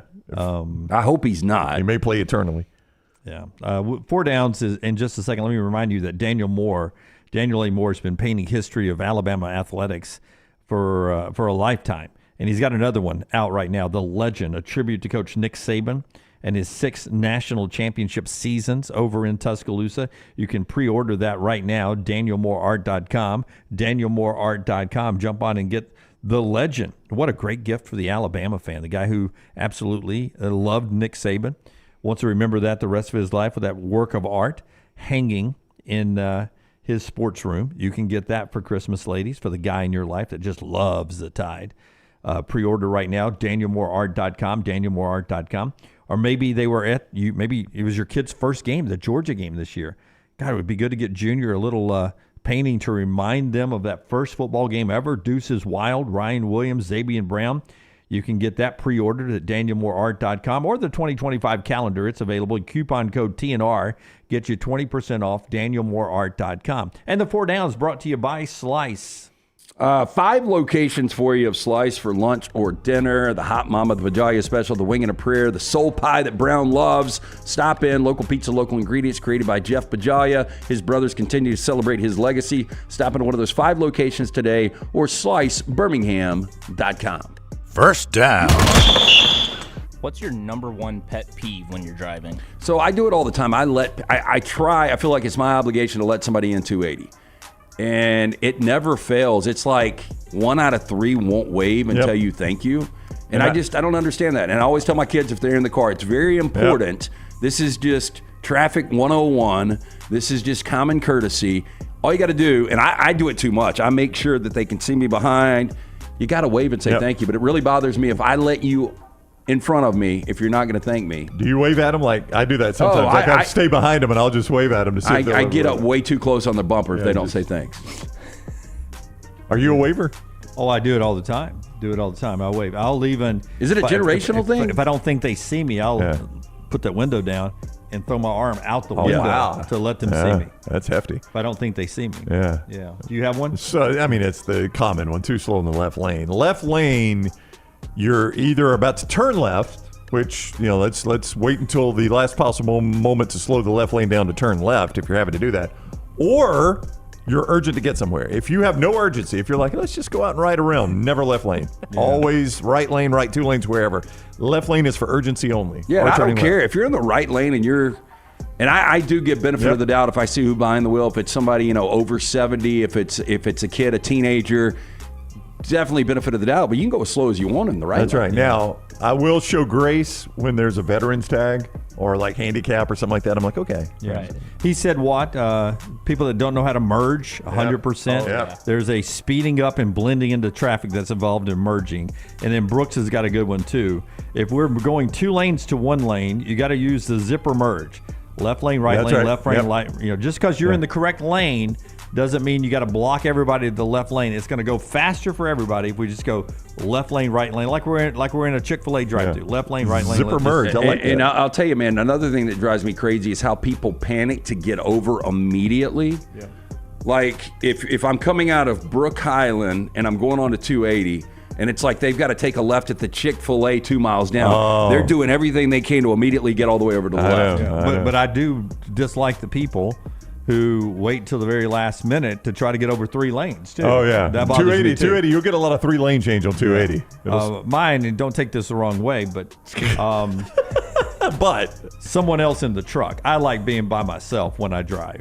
Right, so there are very few people I like driving anywhere with, and so I like solo time in the car and/or truck. So. That's my pet peeve. Anybody in the passenger seat. Your pet peeve is just people being near you. Yes, people in general. For me, it's people who stop at the signs that say "keep moving." Oh yeah, Lance is talking about that with the merge. There's several merges. Read it. Yeah, keep moving. Yeah. Oh, and that's another. We had a traffic jam on 280 yesterday because there was a truck that had its hazards on, and it was pulled over properly with the cones out and stuff, but people wanted to stop to see. Yeah, just keep moving. It's a truck. Yeah, like if you've got complete carnage, I know that might interest people, and maybe you want to take a look at that, but just like somebody normal that is broken down, whether they're changing a tire, I just don't know what the fascination is slowing everybody else down. Second down. The director, Morgan Spurlock, would have been 54 today. For anyone who doesn't know, he directed the movie Super Size Me. Very unique. Was, where he ate McDonald's for a month straight. What is your favorite documentary? So I love documentaries. Man on a Wire was probably my favorite. I don't know if you've seen this. I haven't. It's the guy, the tight rope high wire guy that went twin tower to twin tower. Oh, okay. And it's the whole behind the story, the scenes, how he trained for it, how they actually executed it. It is absolutely fascinating. And that guy, obviously no net underneath him, but he's laying on his back and like everybody's looking up watching, he's doing all these tricks. It's a fascinating, incredible watch. Even if you don't like documentaries, I promise you, Man on a Wire, you would like. I've seen different ones of this. There was one I think during the pandemic that was probably my favorite one, but it was Apollo 11. I think it was simply called Apollo 11. It was really good, but I like documentaries like LT. There was one, I had to look up the name. I only remember it because it was a free concert at Altamont. I always call it the Altamont concert documentary, but it was actually called Give Me Shelter. I had to look that one up. It's basically a free concert that goes haywire. It was a Rolling Stones concert. Yeah, it was the Hells Angels got involved, and I think somebody got stabbed.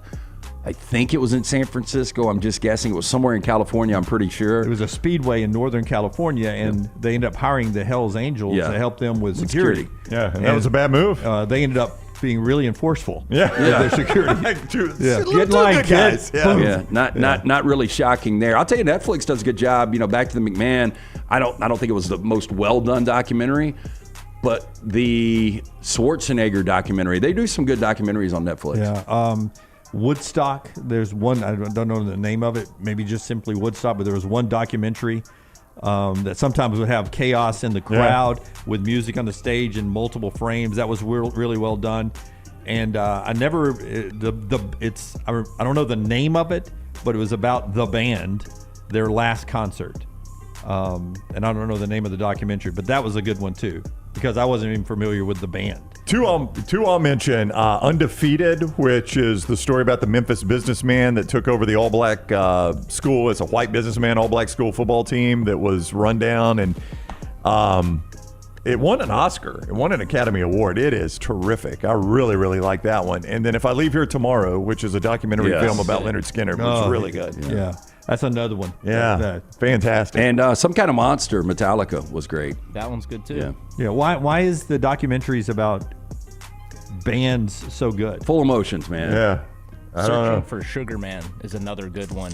If you haven't seen that one. Yeah. King of Kong, Fistful of Dollars. That's a great one. Verno tipped us off on that one years ago. That's really good. Exiting Jocks is a good one too. When's that coming out? If you guys haven't seen it. Still waiting. Yeah. Third down.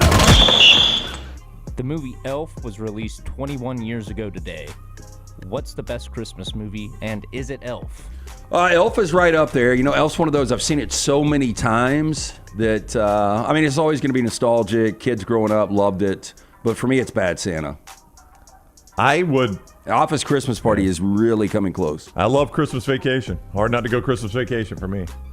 It's a Wonderful Life for me. It's just a family tradition. Maggie loves it, and it's on while we're wrapping presents and doing anything that happens on Christmas Eve when we get back from church. Would it shock you if I've never seen it? What if I tell you I've never seen it? I think every time I bring it up, I think you tell me. So it's not going to shock you then? No, it still always shocks me. I think like in the last 365 days, you haven't taken time to watch it. No. I think I've only seen it in other movies. Yeah, I mean, I've seen parts of it, but I've never sat down and watched start to finish. It's a Wonderful Life. It's good. Life. You know, it got panned when it first came out. Critics hated it. Yeah. But now it is regarded as one of the best Christmas movies out there. But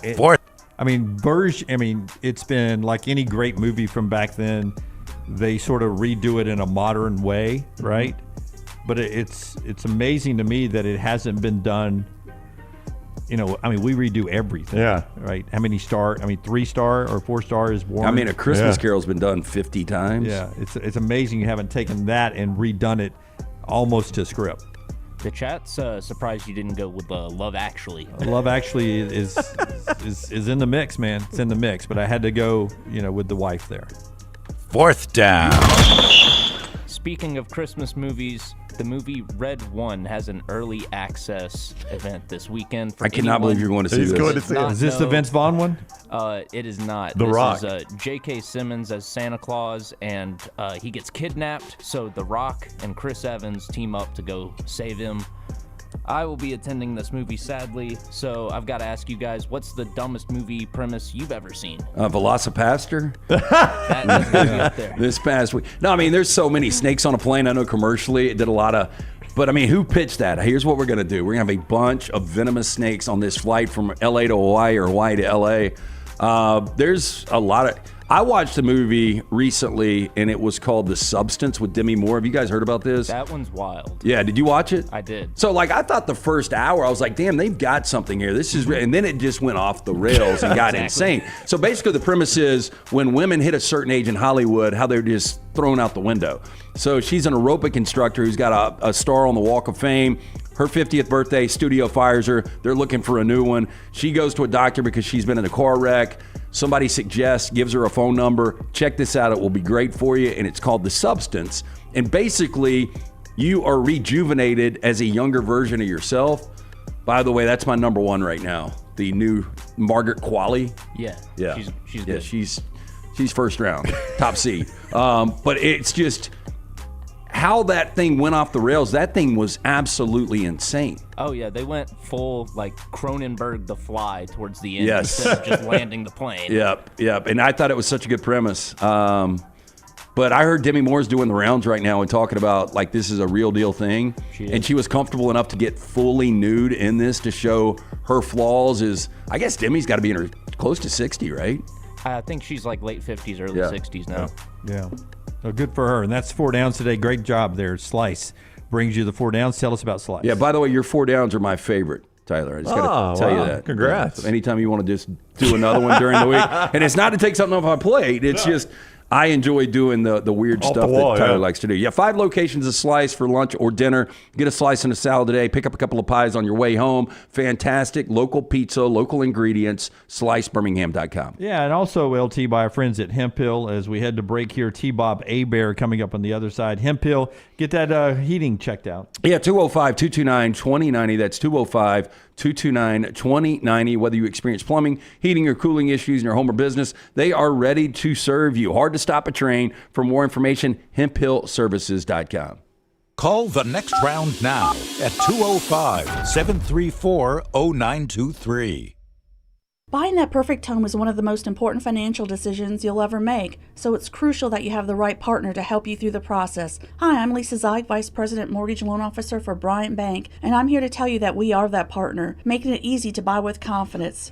We offer a variety of mortgage products to fit your unique home buying situation. That kind of hassle-free approach might not be what you'd expect from a bank, but it's exactly what you can expect from us. Give me a call today or visit one of our 18 offices across the state of Alabama and let me show you what banking beyond expectation is all about. Are you tired of buying your CPAP mask and supplies online only to be disappointed? It's time to visit CPAP Plus, your locally owned and operated CPAP shop that prides itself on personal service. Come see what you're buying at CPAP Plus with 3 convenient locations in Pelham, Highway 280, and now open in Trustful. Drop by for a free CPAP checkup and free filters, no appointment needed. Plus, sign up for their giveaway for a chance to win a free travel CPAP machine. Just Google CPAP Plus or visit any of those 3 locations. Thanksgiving is here, and let the New York Butcher Shop be the place to get all of your holiday meal items. Their premium turkeys are fresh, free-range, and hormone-free. The New York Butcher Shop also has a wide selection of chef-prepared side items to help save you time in the kitchen.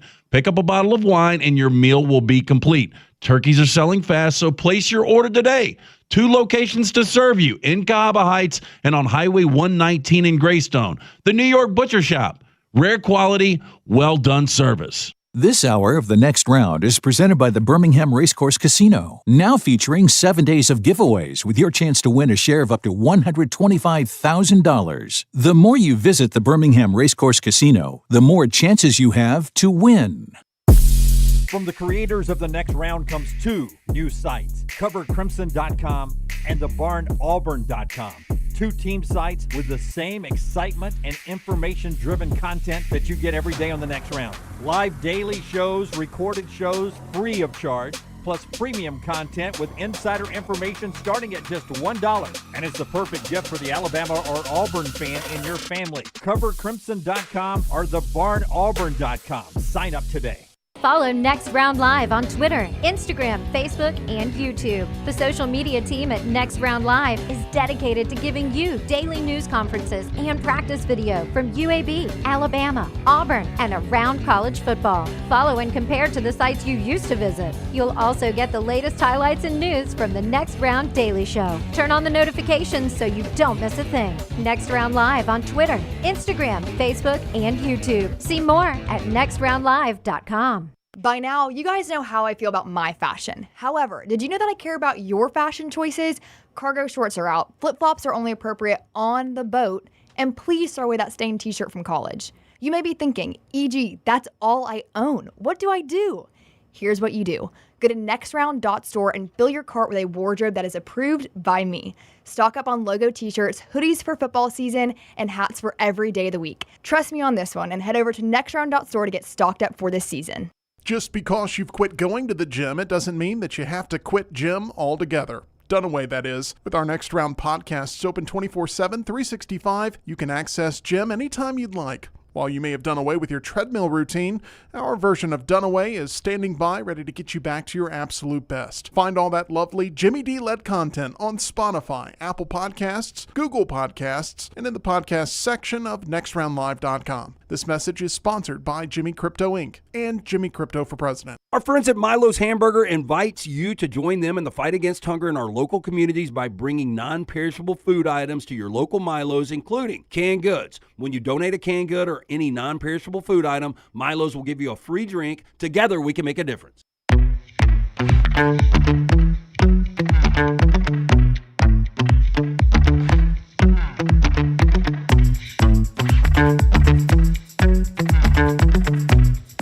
All right, we continue on the next round. I will follow up one quick thing on the Florida story there with Billy Napier. Brett McMurphy made the point that the release only said Billy Napier will remain as head coach, to not give a timeline or even say next year. Now, he did say that he reached out to Florida officials, and Florida officials say, yes, absolutely. Not only is Billy Napier staying, but he's staying into next year. So they made a commitment. Well, I think that is the wise thing to do. Yeah, I would agree 100% with you.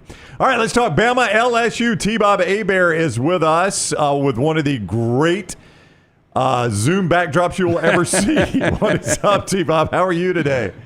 What's up, guys? How y'all okay? Everybody doing okay? Yeah, everybody's good. I don't know what's going on. I don't know what's going on, guys. Everywhere I turn, people keep telling me, Bama's done, Bama's done. A couple losses, first time before November since 2007. I keep telling them, it's Kalen DeBoer. He's a really good coach, okay? You still got the #1 recruiting class. This team is still chock full of 4 and 5 stars, right? Like, this is still a damn good team, right? I keep telling them. And everywhere I look, people keep trying to tell me that, Bama's just mortal now. And then the end is coming. I don't know. I keep hearing things about like a Jalen Milroe that hasn't progressed like you had wanted, an offense with just a real dearth of weapons outside of Ryan Williams. I mean, not me, but other people are talking about a rushing defense that ranks 13th in the SEC. Like, what? I mean, losing to Vanderbilt? I don't know. To me, it's still Alabama, right? It's still Alabama. But a lot of people right now are saying that we live in a post-Saban world now where Alabama's just like everyone else. So, I don't know. I'm just checking on you guys because I'm trying to help out. I'm trying to fight the good fight and let people know Alabama's still a damn good football team. T-Bob, here's where Alabama fans were before the season. A lot of 9-3s and a lot of 10-2s best case scenario. If Alabama wins this game on Saturday, they're going to be 10-2. They're going to go to a college football playoff. And then I think Alabama fans are going to reflect and say, damn, that was a pretty solid year one. The problem is they lost to Vanderbilt. And Vanderbilt, after that loss, people were talking about maybe the worst loss in Alabama history. And now Texas is saying their best win on the season is Vanderbilt. It's been a weird year. But I want to ask you more importantly, like, it's amazing that we're in November and we really don't know how good some of these teams are. Like, LSU lost to USC, who now has 5 losses. Like, how good is LSU? Do we even know that yet? Well, real quick here, let's check something out. Yeah, if you win Saturday, sure, people are happy. But what happens if you lose? Oh, disaster. Right? Year one, Kalen DeBoer. You think all of that level-headed 9-3 talk from the preseason, you think that's going to play? Nope. You think this Alabama fan base that is used to existing in their marble halls at the top of the Coliseum, watching the rest of us fight for scraps, you think they're going to be appreciative of being knocked out of the playoff race with a month left in the season? I don't think so. As far as how good LSU is, it's up and down. They're flawed. It's like a lot of other college football teams this year. We've seen a great thing in college football, which is the democratization of talent. We've all talked about it. Everybody's been talking about it. It's been one of the main takeaways from this season. Thanks to the transfer portal, all of a sudden, you are not sunk if you screw up a certain position on your roster. You can find a solution.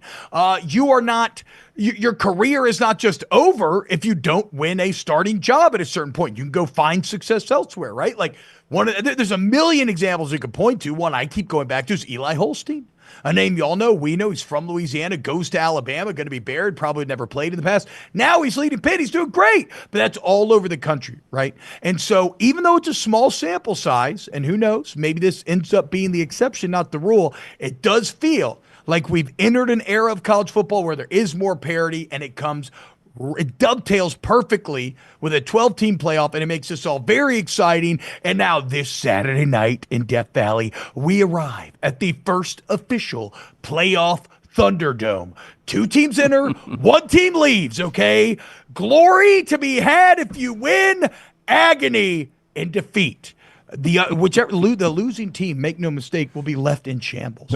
We'll have a lot to clean up. While the winning team will survive and advance and be in a driver's seat for a spot in this first inaugural 12-team playoff. T-Bob Hebert is with us at T-Bob53. You could also see him on snaps. You can see him on off the bench there with our guy Jacob Hester as well. He is all over the place. The Snaps podcast, by the way, available everywhere you get us. Everywhere you get us. Same place. Yeah. Snaps podcast. YouTube.com/@SnapsCFB_. Just Google Snap CFB. There you go. Shows up. Snap CFB. Sub to the YouTube, guys. Almost at 27K. Chugging right along. The running quarterback versus LSU. Alabama fans looked at the second half and they're like, boy, if A&M can do that to him, what could Jalen Milroe do? Was that a preparation problem or is that a scheme problem for LSU's defense versus a mobile quarterback? The mobile quarterback question is a nuanced one, or I should say the answer is a nuanced one with LSU because we've seen examples of both this year. You were really good against Taylon Green from Arkansas. That was probably your most complete game you played in the entire season. You shut him down. You stopped the run. You forced it on him. And he made some plays with his legs, but you contained him for the most part.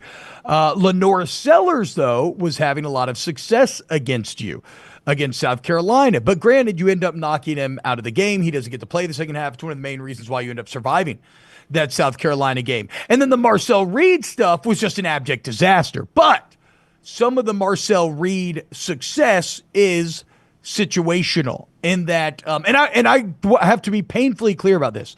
My biggest takeaway from the LSU A&M game was not that LSU lost it. A&M took it from them. So do not, like anything I say, don't think that I am, just don't think that that's where my head's at. But when Marcel Reed comes in that game, he has nothing to lose and everything to gain, right? You're down 10. If you lose, who cares? It's not your fault.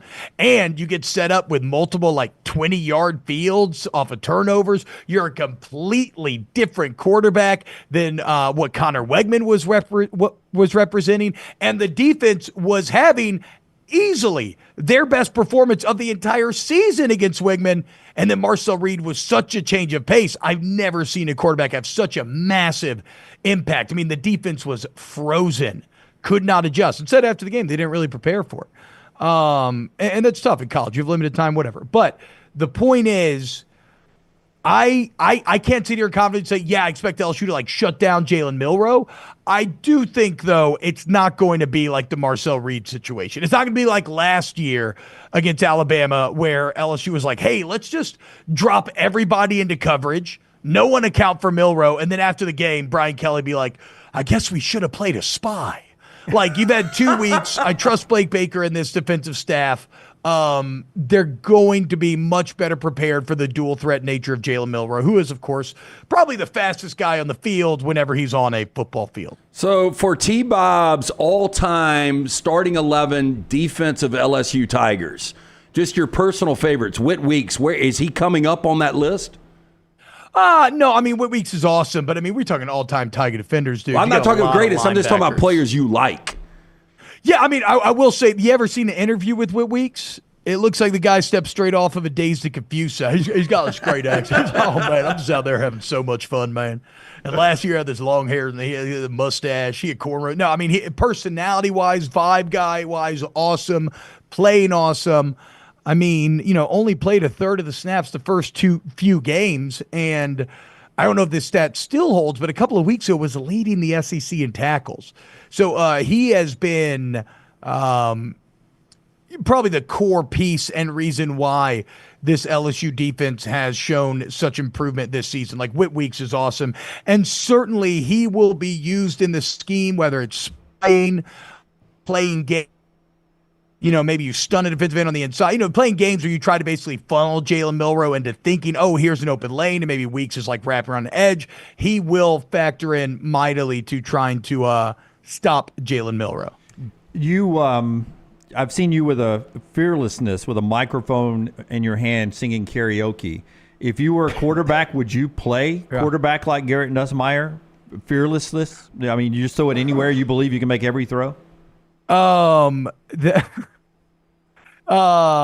What a stumbling question, Jim. What a stumbling question that was. But I do thank you for giving me my karaoke props. And where's Taylor? Bring Taylor out here. I need right. somebody Taylor, else with sing me along, Taylor. against all these Crimson Tide D-bags. No, I'm just kidding. I'm sorry. No, to be fair, Nussmeier is fearless. And if you look at the first pick in that A&M game, it's a perfect representation of, I think you have to take the good with the bad. Because a lot of people are complaining about that. He's on the run. He throws across his body to guy that's cutting the opposite way. Defender right underneath. Like, why did you throw that? But if we think back to the first half, he had a 3rd and 15 where he's rolling out to the right and he lobs it up on the run, throws behind his body. It's short of the safety. It's a huge conversion, right? So the entire Garrett Nussmeier thing from day one is he has that natural kind of gunslinger courage. You just had to sand down the edges, and they've done a good job of that. But it is definitely reared up a couple of times. But again, the good so far outweighs the bad, especially in big time moments and big time situations. The biggest problem with last game was, guys, it was the most off schedule LSU's been all year. How's this for a stat? Of 34 first down plays, LSU gained nothing or lost yardage on 20 of the 34 first down plays. Like, that's a disastrous stat for any quarterback to try to overcome. In the second half, only 4 times did they gain more than a yard on first down. So if it felt like Nuss was pressing, it's because he was kind of being forced to. And I'm sorry, Jim, you know I love you the most out of any of y'all, so I apologize. I should not have taken that shot. You're the man. Oh, no. And you're beautiful. That's the way I do my career, is stumbling. Jason Bateman stumbles through his lines, and he has an amazing acting career. I don't want to come in here and sound like I'm prepared. Yes. You're the Jason Bateman of Alabama radio. I've always said it, guys. Everybody knows. By the way, the Jason Bateman of Alabama radio. Big Jim. That's not bad. That's what I call him. Hey, are you in the Shire? Are you on a Viking ship? What is the backdrop supposed to be? Your first instincts, much like an SAT question, have served you correctly. This is Bag End. This is, of course, where Bilbo lives, where he gives it to his nephew Frodo, who I later think maybe bequeaths it to Sam and Rosie. I'm not sure, but yeah, I like to do every show. Tyler says yes. He's correct on all that, Tyler? Okay. Yeah. Yes. Okay, so T-Bob, another thing, we were talking a couple of times about this Vince McMahon documentary. You seem like you're a wrestling fan. I never watched wrestling. I think I missed out after watching that documentary on these ridiculous storylines. Are you a wrestling guy? And if so, am I wrong? Just my take from that whole documentary is The Undertaker's the greatest wrestler of all time. So I'm not sure on the McMahon documentary. I, like everybody else, I went through heavy wrestling stages growing up. I was a massive Goldberg fan, WCW Attitude Era, Eric Bischoff, the new NWO, all that was like my peak of wrestling fandom, as well as some like the Rock, Stone Cold stuff, Dudley Boys, whatever. But I would say it is wild. Because now I get a lot of wrestling osmosis just through Twitter and general nerd culture. Like, wrestling is one of the nerd pillars, like with like Lord of the Rings, Harry Potter, Star Wars, like whatever. Like, wrestling's always at all these conventions. It is wild how much society has changed just in Vince McMahon's lifetimes. If you look at some of the storylines that he wanted to run with or that he did run with, I mean, I believe one of the proposed storylines was him getting his own daughter pregnant. Yep, it sure was. Which is, that's wild. I mean, granted, pre-Game of Thrones, maybe he was a bit ahead of the curve, but still. Vince seems like a very powerful and very dark individual. Not someone that you would want to work for or be at odds with. All right, it's T-Bob Hebert. Do a lot of things. Just as he said, just Google Snaps CFB, and you'll find this great show he does there, and then you can Well, how we feeling, subscribe. boys? Are the Tide going to win? Jim has picked LSU. Okay. A little reverse psychology, smart pick. That's what everybody always assumes with you, Jim. I but like not the Alabama, case. T-Bob. Not the case. Yeah, I like Alabama. Okay. Yeah, I just don't like Alabama's secondary. I'm kind of with you there. I think here's my deal in terms of actual football analysis. I think Alabama's. See, that's a bigger shot than stumbling question, because I stumble questions all the time. But you just played the game, and I didn't, is what you just said. I gave you my opinion. You agreed with no. You agreed with my opinion, and now you're going to tell me my opinion's right because you played the game, and you're going to tell me why my opinion's right. He did play the game. Go ahead. If that's how it sounded, that's not what I meant. I've basically just been yelling nonsense at y'all for 10 minutes. I'm going to give my actual football read on the game, not anything in relation to your football read. I apologize. No, I'm in terms of how I actually view this game. I think that Alabama certainly has a higher talent level overall in the roster. We can all accept that.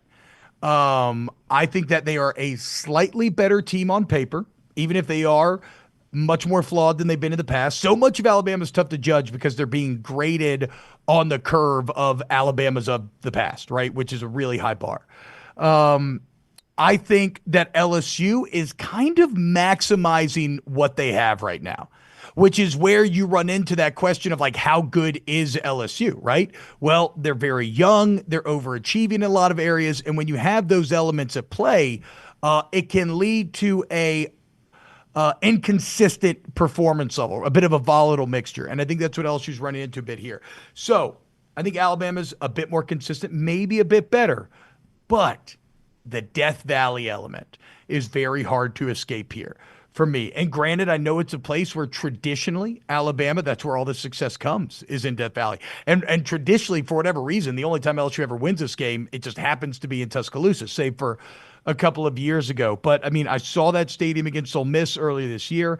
I see an Alabama team that's predisposed to pre-snap penalties, as well as an offensive line that, while healthier now than they've been at times, has been a real weakness in pass protection and pass, a great crowd noise helps out with that a lot. So I'm banking on good LSU showing up this weekend. I still very concerned about running the ball. In fact, I don't think you're going to be able to. I think you have to find ways to manufacture success on first down without Garrett Dallinger at left guard. That is a massive, massive loss. But I'm banking on good LSU showing up. I'm banking on hopefully the culture of a year 3 program versus a year 1 in transition. And I'm just hoping that Death Valley ends up being that kind of final domino that pushes LSU over the top Saturday night in Death Valley. And then we're going to be celebrating on whiskey and wine, boys. Team. Whiskey and wine. Yeah. It's a bad combination. Have y'all ever seen the postgame show? Oh, have we seen it? It's fantastic. Okay. Yes. And I like 50% of your set. Wow. I'm a T-Bob fan. Moscato's like mixing whiskey and wine with me. Got to stick together. T-Bob, thank you. Always good to see you and talk to you, my man. Have a great weekend. Enjoy the game. All right, boys. Love y'all. Have a great weekend. Here's to hoping that, y'all lose. So, cheers. Thank you, brother. Take care.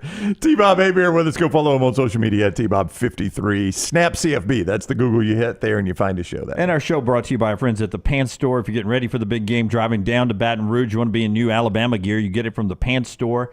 The original location is Leeds. A couple other locations around Birmingham. If you're driving from Huntsville, they got a location. One down in Auburn, one in Tuscaloosa as well. For all your Alabama and Auburn polos, hats, and quarter zips, you can order online anywhere at pantstore.com. Gentile, Antigua, Cutter Buck, Horn Legend, those are the name brands on the labels right there. The dresses and the fall wear as well for the women in your life, or the teen gear is well designed for the women. It's perfect for the Christmas holiday season. Free alterations and free gift wrapping. It's all right there at the Pants Store, pantstore.com. Nothing says Roll Tide and War Eagle like the Pants Store. Also, our friends right there at Gray's Tree Services. They went to the ranch called Four Dead Pines at LT's house and took them down. They did. Look, if you need anything extracted from your yard, these are the guys to do it. Family owned and operated for over 25 years right here in Birmingham. Experts in high-risk tree removals, pruning, soil health treatment to strengthen those trees and plants. Hurricane season, we've seen it, worst in years. Don't wait to get the tree work done. Protect your house and family today. Call 205-281-6100. Make sure you tell them the next round sent you. You can scan that QR code that Scotty has put on the screen, or just visit grazetree.com. And don't forget UAB in action tonight in basketball. Auburn won last night. Bama back in action tomorrow night at Coleman Coliseum. Tonight, we're actually at Bud Light game night down in Homewood, Edgewood location of Odie's. We'll be there 5 to 7, so come hang out with us. The whole crew will be there 5 to 7 tonight. Bud Light game night, easy to drink, easy to enjoy there. By the way, television ratings, not where you thought they would be for Ohio State, Penn State, I don't think. 9.9 million. That's a low number for the biggest game of the day, I thought. That's surprising. Well, and a lot of people answer immediately going to say, well, that's what you get for putting it at 11 o'clock. Yeah. You know, it should have been in prime time. And it's easy to say because that is kind of old thinking, but that has not been the way college football has worked over the last 2 or 3 Well, years. if that's 9.9, what's Ohio State and Purdue going to do this week? Oh, wow. It'll be really bad, but you know the problem they have with that noon kickoff now, Brown, is that the SEC has been running out really great triple headers on ABC, and so many fans, especially in the South, where you get a lot of college football numbers for on a national level.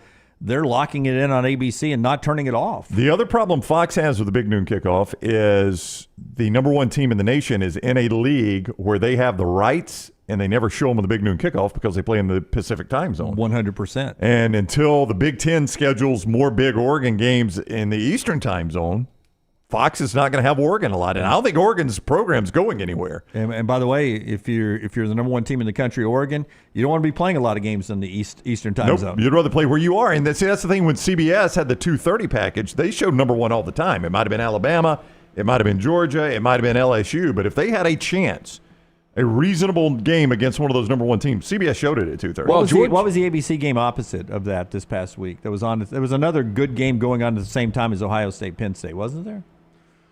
Not a great one, but a good one. What was it? I had it on. Why can I not remember, Lance? I don't know. It was Ole Miss. Ole Miss was killing Arkansas. Yeah, it wasn't a good game. I don't know if that drew any eyeballs. We expect Georgia, Ole Miss will do 11+ million, right? Alabama, LSU will do 12, 13 million. I don't know about 13, but I expect them both to be over 10.5. Ole Miss, Georgia's in a good time slot for it to do a good number because your games against there on the major networks are Clemson, Virginia Tech on ESPN, which won't draw much. Michigan, Indiana on CBS won't draw a ton. Iowa State, Kansas on FS1 will draw nothing. So, I mean, your major networks. Well, the same for Alabama, LSU. Say what you want about Florida State, Notre Dame. That's a 26-point number. Dud. The other one would be Mississippi State, Tennessee. That's a dud. I mean, there's Washington, Penn State. And that's on Peacock, so it's not going to get the numbers that would take away from you. The one thing that could hurt Georgia Ole Miss is Deion in Colorado. Though those numbers are down this year. That's the 2:30 game on Fox there. So. Oh, yeah, I missed that one. Yeah, that is a good game. Yeah. So not prime time coverage, but Deion Sanders' team in the playoff hunt on the road in Waco in a losable game. That may draw some numbers away from Georgia and Ole Miss there in Oxford. But another great week of ratings coming up for ABC. Dan Orlovsky talking NFL football on the other side. New York Butcher Shop getting you ready for the weekend, LT. Yes, I have got to get in and see our man Jim prepare something either Friday or Saturday. Always great to get into the New York Butcher Shop and get ready for a big football weekend because they've got absolutely everything you want. And speaking of that, coming up in the next few weeks, Thanksgiving, their turkeys are amazing, fresh, all natural, hormone-free from Joyce Farms, one of the best poultry producers in America. Turkeys are fresh. They can smoke them, though. They can brine them. They also carry smoked ham, certified Angus prime beef tenderloins, rib roast, all of their side dishes prepared in-house. We'll feed 8 to 10. However, they do have the smaller sizes feeding 4 to 6. Don't forget about the desserts, pies, cakes, banana breads, great wine selection as well. They're taking reservations now. Highly recommended. They've sold out every single year. Get it at one of those 2 locations, Highway 119 in Greystone, the original location in Cava Heights. New York Butcher Shop, rare quality, well done service. I know a ton of you aren't paying attention to the Hot Stove League in baseball, but you like crazy contracts. Juan Soto's number expected to be in the neighborhood of 13 years, $611 million. He's about to sign a 13-year, $611 million contract or higher. They expect that to be the neighborhood. Yankees keeping him, do people think, or is he going elsewhere? This guy's bounced around a lot. Started with the Nationals. But I think they're going to do, I mean, Scott Boras representing him. He's, I guess he's getting kind of old now. They're gonna take it deep into spring training, according to reports, And it comes out, that news comes out at the same time news that Mookie Betts is willing to move back to the infield. Yeah, he's going to be playing middle infield next year for the Dodgers. They basically said as much yesterday, either second or short. Where does Juan Soto play? Juan Soto's right field. He's an outfielder. Oh. Yeah. So you're connecting dots. Yeah. Let's make room for hey, one. Look, Scott Boras is going to go highest bidder, and Juan Soto at 26 coming off 41 bombs. He's going to get paid, but these contracts never work out, do they?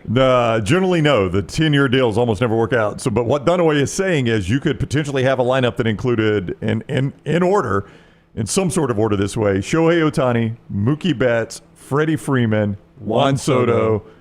I mean, my gosh, how do you pitch to that? Yeah, in the postseason, Kiki Hernandez. Yeah, Kiki Hernandez when you play important games. I've heard Mets, Yankees, San Francisco, and Toronto. Okay, so no Dodgers. I've not heard about the Dodgers. I would mark Toronto off the list. I mean, Ohtani's $700 million probably affects it a The little bit. MyBookie.ag chat room says Soto's 26. There's no way. Yeah, he's that's what only I said. I 29. was joking. No, but I mean, the guy's he was already born in 98. He's already played for the Nationals, Padres, and Yankees. He was 18 when he played for your team. 18 or 19 when he got called up. And that was the reason that the Nats actually won a series. Oh, yeah, he was unbelievable. Yeah. Champies brings you this hour. Dan Orlovsky's next. It's officially 11 o'clock wherever you are in the Central Time Zone. That means it's lunchtime, and Champies Chicken is there for you. The doors are creaking open. Megan, you want to put some oil right there, WD-40 maybe, on that upper bracket on that front door as they unlock the door and let you in there in Alabaster on Highway 119. It is Sterling frying up that chicken. He's brined it overnight for you. Brined it in his special sauces, his special spices, and now he's ready to cook it for you. Hot to order, HOTTOGO. If you want it to go as well. And right there, it's Mississippi Delta recipe tamales. It's Champy's Chicken, champy'schicken.com. Follow The Next Round on Twitter, Instagram, and Facebook at Next Round Live. A legendary coach once said, "It's not the will to win that matters. It is the will to prepare to win." Hi, I'm Bobby Humphrey, Vice President of Business Development for Bryant Bank, and I can tell you that our Bryant bankers have the dedication and experience to put together a financial game plan that is right for you. At Bryant Bank, we specialize in community banking and offer personal and business loans, checking and savings account, mobile banking, and treasury management services. Stop by one of our 18 offices across the state of Alabama to find out what unbeatable service and legendary results are all about. Hey, you. It's the holidays. Give cheer a lift. And at New Balance Birmingham, we got the gift. That holiday vibe? Find it inside. Come together at New Balance Birmingham on Highway 280, right next to Chick-fil-A. New Balance Birmingham, we got now. You could win a Cadillac CT5 or your share of $25,000 in free play and cash at Birmingham Racecourse Casino. The more you visit, the more chances you have to win. Play the latest, most exciting games around with fun bonuses and big jackpots. You can be a winner too. Come win your share during the Cadillac CT5 and $25,000 giveaway at Birmingham Racecourse Casino. Drawings April 5th and 6th. Located off I-459, exit 31, Derby Parkway. Must be 21 or older, must be present to win. Hey, Lance Taylor from the Next Round to tell you about one of our favorite places for breakfast, lunch, and dinner. That is Hamburger Heaven since 1982. Hamburger Heaven has been serving Birmingham's best hamburgers, cheeseburgers, French fries, hand-spun milkshakes, and sandwiches made fresh to order. All of their ingredients are fresh and prepared daily. This includes their beef, always fresh, never frozen, hand-pattied each and every day. For breakfast, lunch, or dinner, visit any of the 4 locations, Highway 280, Irondale, Gardendale, and Homewood. Storm season is here. Make sure you have a plan of action in place right now. Greg from Pell City and Storm Restoration Roofing should be your first call when storms hit. Insurance companies love working with Storm Restoration Roofing because of Greg Nelson's name and reputation in the industry. When storms hit, call Greg Nelson. He's local, 205-542-3531. He's the home of the free no-cost roof inspection. Greg from Pell City on Facebook, 205-542-3531. It's Storm Restoration Roofing. From the creators of The Next Round comes 2 new sites, covercrimson.com and thebarnauburn.com. 2 team sites with the same excitement and information-driven content that you get every day on The Next Round. Live daily shows, recorded shows, free of charge, plus premium content with insider information starting at just $1. And it's the perfect gift for the Alabama or Auburn fan in your family. CoverCrimson.com or thebarnauburn.com. Sign up today. Happy football season. At the next round, we strive to make our loyal listeners feel like they're a part of the action all season long. My name is Emily Grace McCorder, and I do that by bringing you along for any given Saturday in Auburn or Tuscaloosa. From pregame warm-ups, touchdowns that make you feel a part of the play, and everything in between, our goal is to make you feel like you're inside Bryant-Denny or Jordan Hare. Follow along on our social media at Next Round Live on Instagram, X, and Facebook. Also, check out thebarnauburn.com and covercrimson.com while you're at it. Here's to fall Saturdays. Let's face it, a home is one of the most powerful assets you can have, and our friends at Mortgage Right want to help you build wealth through home ownership. Mortgage Right is all about providing competitive rates, a variety of loan products, and a multitude of resources for a seamless home buying experience. They treat their borrowers like family and are always looking to bring more happy homeowners under their roof. See more by visiting mortgageright.com/TNR today and start living. That's mortgageright.com/TNR. NMLS 2239, equal housing lender. Jim Dunaway, Lance Taylor, Ryan Brown. Live from the Birmingham Racecourse Casino Studios, the next round, presented by Bud Light, is on now. All right, last night was big for the Auburn Auburn basketball family. Auburn fan base sold out 56 straight time at Neville Arena down there on the campus of Auburn, and they watched their team beat a top 100 KenPom team 94-43. Now the good stuff starts. A different schedule for Bruce Pearl this year, much more intense, including Houston, number one of the KenPom, this Saturday night out in Houston at the Toyota Center where the Rockets play. Auburn and Houston. Auburn number 2 in the KenPom. Houston number 1 in the KenPom. They play each other Saturday night in a big early season basketball game that will get national recognition. In fact, Jeff Goodman of Field of 68 calls this an Elite 8 level matchup this weekend between those two teams. A great effort last night from the entire Auburn team. With that win, UAB back in action tonight. Alabama goes with Arkansas State tomorrow night after their great opener as one of the nation's best team. I believe they're number 5 in the KenPom right now. Speaking of basketball, last night Golden State gets the win at Boston, 118-112. That little guy named Steph Curry had a big game. They're 7-1. Their next game against the only unbeaten team left in the NBA. You want me to answer that? Not the Thunder. They were unbeaten. They lost last night. The only unbeaten team. Because I went against it was Cavaliers. It's the Cleveland Cavaliers. Oh, wow. Who knew Cleveland was good again? Yeah. LeBron-less Cleveland. No, clearly not me. They're I couldn't 9-0. answer it. Ovechkin scored again last night. We will talk to Dan Orlovsky about the Bengals and Ravens when he joins us in the second. The show being brought to you by our wonderful friends at Milo's, the great place you can go by and grab a great lunch. Yeah, and they've got a really good opportunity for you at Milo's. Not only a great place to go for lunch or dinner, what is better than a Milo's burger, you ask? How about 24 free Milo's burgers? Milo's giving away catered meal for up to 24 guests. That's right, 24 of your closest friends, coworkers, or family could be chowing down on Milo's favorites. The best part, it is free. For your chance to win, head to miloshamburgers.com/catering-contest. Enter today. That is miloshamburgers.com/catering-contest. So whether you're feeding a few or a whole crew, Milo's has got you covered. Don't wait. Enter now, and maybe they'll be serving you and 23 of your lucky friends soon. Stay saucy. By the way, Tennessee has just announced that Bob Kessling is retiring at the end of the year. He has been the 25-year voice of the Tennessee Volunteers, so I'm sure Tennessee fans love Bob Kessling. I actually remember him. He was pre-Three Daves. Yep. Kessling was the sideline guy and kind of like the halftime host and all on the JP game. Again, we've gotten old today. I remember John Ward. I liked a lot better. And that's who Kessling replaced was the great John Ward. Kessling and I are friends. And, he used to work at the NBC station in Knoxville. He was a local TV guy. And we would exchange videos. When Auburn or Alabama were in Knoxville, he'd send me highlights. And when Tennessee was down at Tuscaloosa or Auburn, I'd send him highlights. One of the nicest men you'll ever meet on the planet, and especially in the broadcasting business. He is tremendous. and I hope everything's okay in his personal life. He still seems too young to be stepping down. He's a great broadcaster. 25 years he's been doing that at Tennessee. That is a long time. All right, Dan Orlovsky is with us now. The NFL analyst for ESPN joins us each week, courtesy of MyBookie.ag. Code NEXTROUND. When you sign on at MyBookie.ag, you make your initial deposit. They double it with code NEXTROUND. Bet anything, anytime, anywhere with MyBookie.ag. What is up, Dan? How are you? I'm doing great, boys. How are you?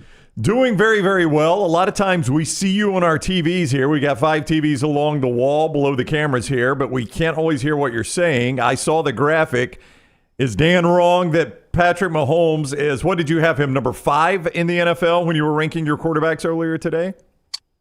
I had him as 4 right now in the AFC, just going off of like how they're playing, and I thought people would either be, oh my gosh, that's too high or too low. You know, I put him at 4 because really Lamar, Josh, and Joe are playing at a higher level right now. They are. Lamar probably higher than any of them. But Patrick's last 2 games have been really encouraging. He's played much more like Patrick, 5 touchdowns, 1 pick, 75% completion percentage, really good in the red zone. And so that's much more what we're accustomed to with his performance. And I think the addition of Hop will get him back into that just style or production that we're used to. Be honest, having Mahomes 4th in the AFC, is there an opening as general manager of the Browns and you're applying for it? I mean, what's happening? Come on, Orlovsky. Is that a shot at the Browns? I think it is. Yes, I think it is. Yes. Yeah. I mean, to sit there and put Patrick above those other 3 guys, I think would be undermining and disrespectful to what they're doing. Patrick's the best player I've ever seen. There's no one that I want with the ball in their hands when it matters the most. But what those 3 guys are doing is at a higher clip and pretty darn. I mean, what Lamar's doing right now is remarkable, and I don't want to be disrespectful to that. I understand. So I don't know if you did the same exercise for the NFC, but I would assume Jared Goff would be 1 and Jaden Daniels maybe 2.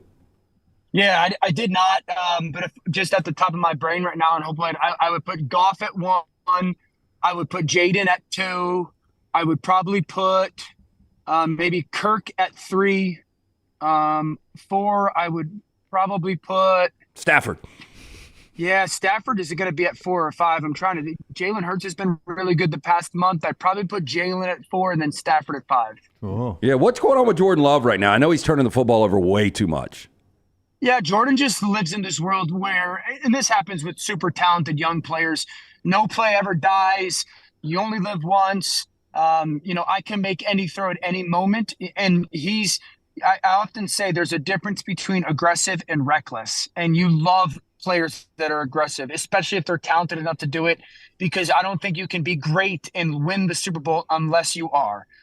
But then there's that 1 or 2 plays a game where you crossed over the line and you were reckless with the football there. If you think of the Rams interception, that was the pick 6, the one this past weekend against the Lions. So it's not like this 10 plays a game thing. It's that 1 or 2 plays a game that are backbreaking highlight moments in critical situations. That's where Jordan, he's really got to get rid of that out of his game quickly.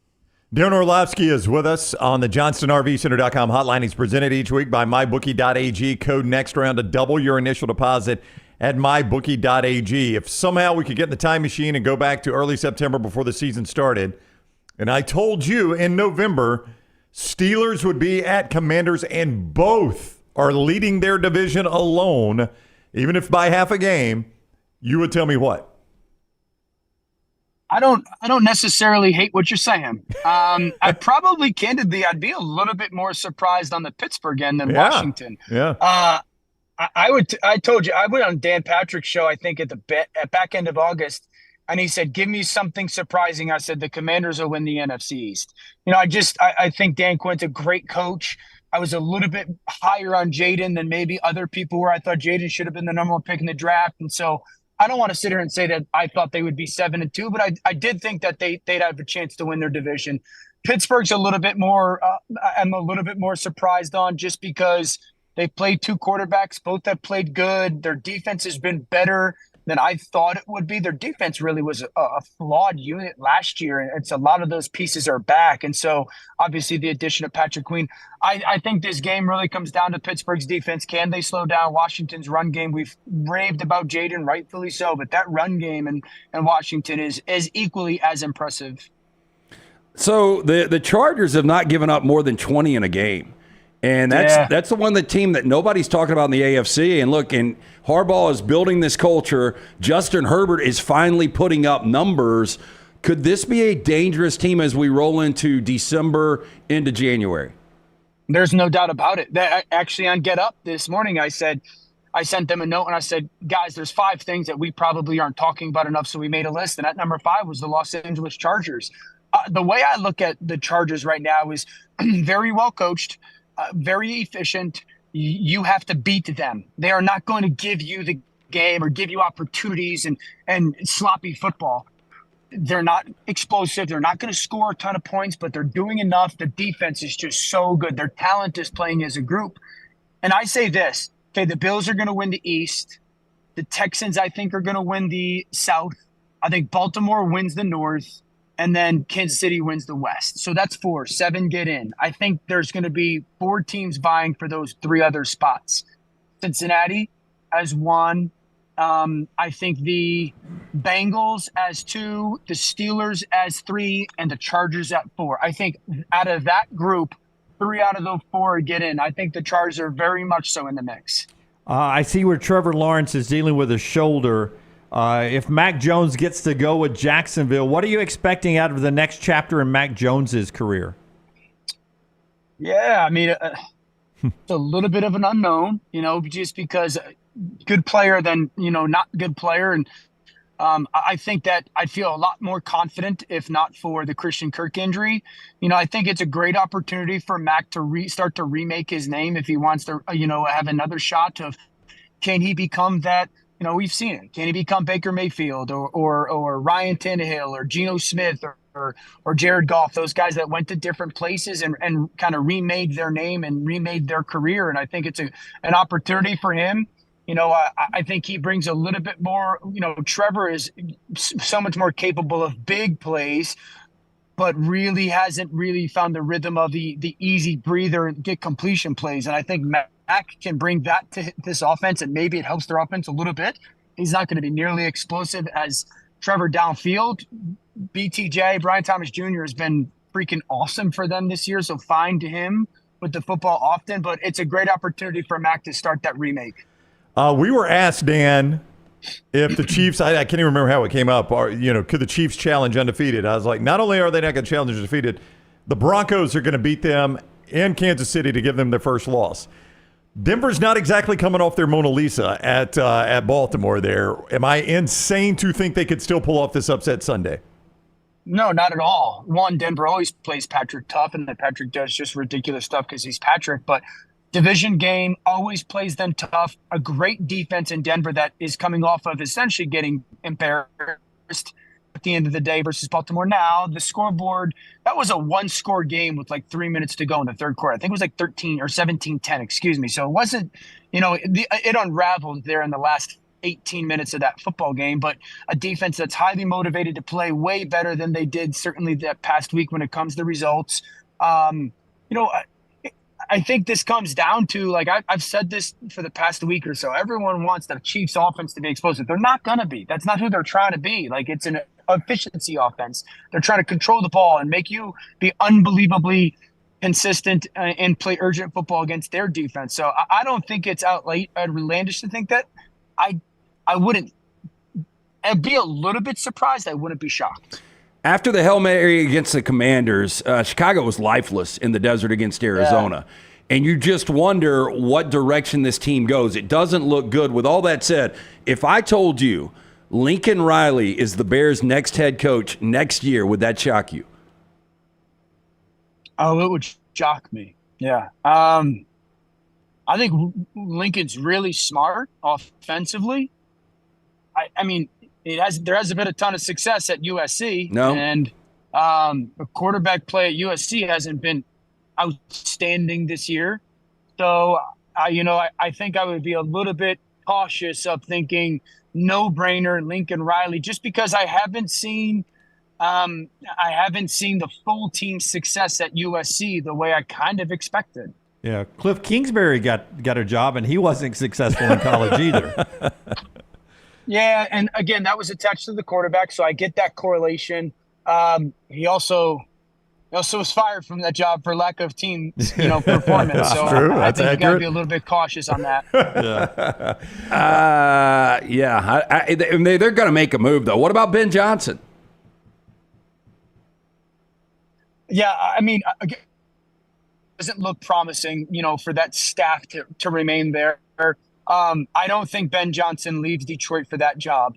I think Ben Johnson is going to be very, very calculated and tactical with the job that he goes after. He has been outspoken that he loves calling plays. And if he becomes the head coach, the concern and the worry is that goes away for him. I don't know if Caleb fits the style of offense that he loves. He loves a quarterback to play in rhythm and play on time and live in the play action world and really have his feet kind of coordinate what they want to do with the ball. That's not Caleb right now. And so I think he would be a little bit a quarterback stylistically. I don't know if that's the perfect marriage that I would see. All right, you'll see Dan all weekend talking NFL on ESPN, and Alabama fans, you will see him in studio Saturday night for Alabama LSU. The Alabama fans have pointed out Dan's record with Alabama on ABC. It's not Dan's fault. He's going to be back Saturday night. You know what? We flip it at some point. We That's flip right. it at some point. That's a due. Dan's due a win for the Crimson Tide. There you go. There you go. Saturday night. Thank you, Dan. Always good to see you. All right, guys. All right. To be fair, one of Dan's games was South Carolina. They didn't lose that game. They just played poorly. Dan, or is South Carolina that good? No, they are actually. I think that's one of those. Both Alabama. Well, sneaky good game this weekend. South Carolina Vandy. Yeah, it's the best South Carolina Vandy game of all time. Dan, presented by MyBookie.ag. Code next round. MyBookie.ag. You make your initial deposit. You use code next round. They double said deposit. So now you're playing with free money right away. Bet anything, anytime, anywhere. MyBookie.ag, code next round. Yeah, you brought up the three Daves earlier. The three Daves would have killed for this South Carolina Vandy game. They had their share of them. Oh boy, did they? Did they ever? I was thinking about that because of the way we now do the schedule. One of the biggest Big Ten games of the year was on Big Ten Network. Indiana, Michigan State. Yep. Now listen, I know that wasn't like a dynamic matchup, but it was good enough that got game day there. That was when game day was at Indiana. That was Big Ten Network. And then this past Saturday night, SMU and Pittsburgh was ACC Network. Our guy Tom Luganbill on that game.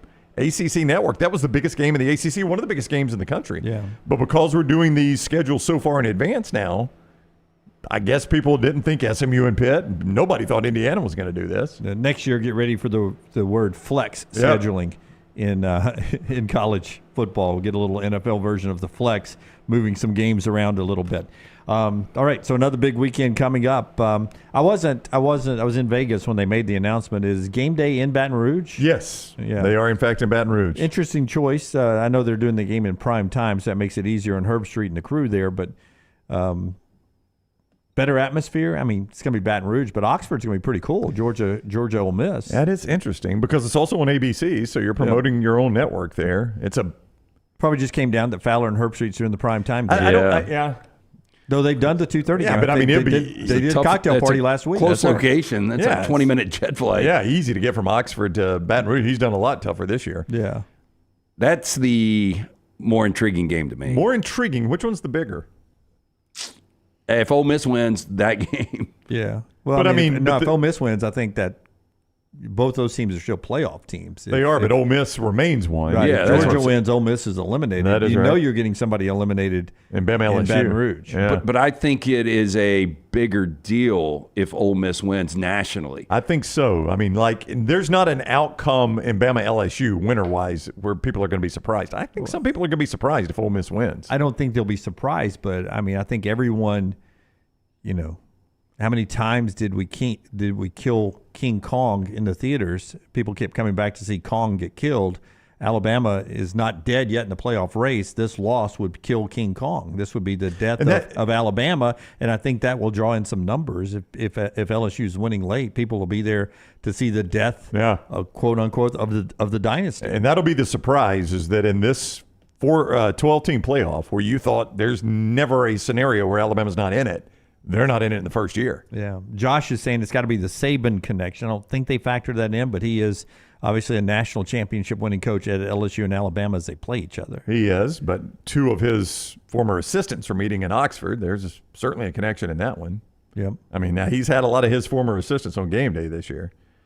That was pretty cool, actually. I don't know if you guys happened to see it. I know, well, you were in Vegas. I don't know if Lance, if you saw it, but they interviewed James Franklin on game day. And I saw him interview who's the Michael Key. Yeah. But they interviewed actual James Franklin, not fake James Franklin. Yeah. They had just showed up at they do that blue bus. They get on it and they ride to the stadium.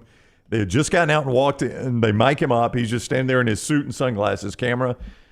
And they're wrapping up the interview, and Nick Saban says, "Coach, I want to tell you, man, your practice was very impressive Thursday, or whatever day it was, Thursday or Friday." He goes, high energy, a lot of guys moving around there, crisp. I mean, he just went on and on about how good the practice was.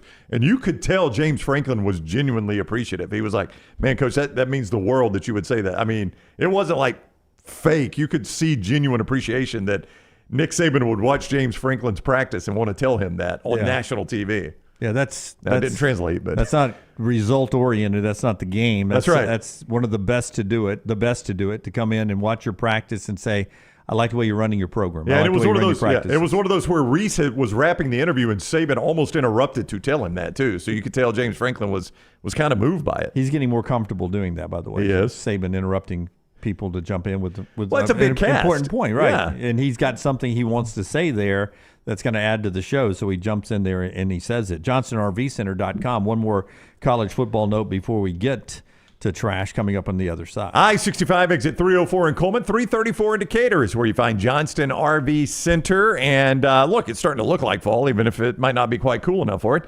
You can go see fall in America in an RV from Johnston RV Center. When you go to I-65 exit 304 in Coleman, 334 in Decatur, you will find travel trailers as low as $145 a month. You'll find fifth wheels with savings more than $45,000. Low prices right now, so you can take advantage of them. And RV Warranty Forever, make sure you got a lifetime warranty on anything that is new or qualifying pre-owned. JohnstonRVCenter.com. In the betting circles for the Heisman Trophy race, a newcomer in the top 5 and a little switch at the top. Slightly now ahead of Cam Ward is Travis Hunter as the Heisman favorite today. Yeah, the difference is Cam Ward might lose a game, but they're going to be in the mix the entire season. It's week in, week out for Colorado. I think Travis Hunter, even if they lost 3 or 4 down the stretch, is probably going to be a finalist, much deserving. But I don't think he can win it unless Colorado continues to win. I will tell you something to watch, though. They want him to win it. Saturday, they flew him all the way out to State College, Pennsylvania, which is not easy to get to, and I'm sure it was private. Right. And he did an appearance on both game day and the Big Noon Kick on their bye week. So it's abundantly clear that Colorado wants to push him forward as a Heisman candidate. That's the only reason you do that. Of course, nowadays he could fly himself.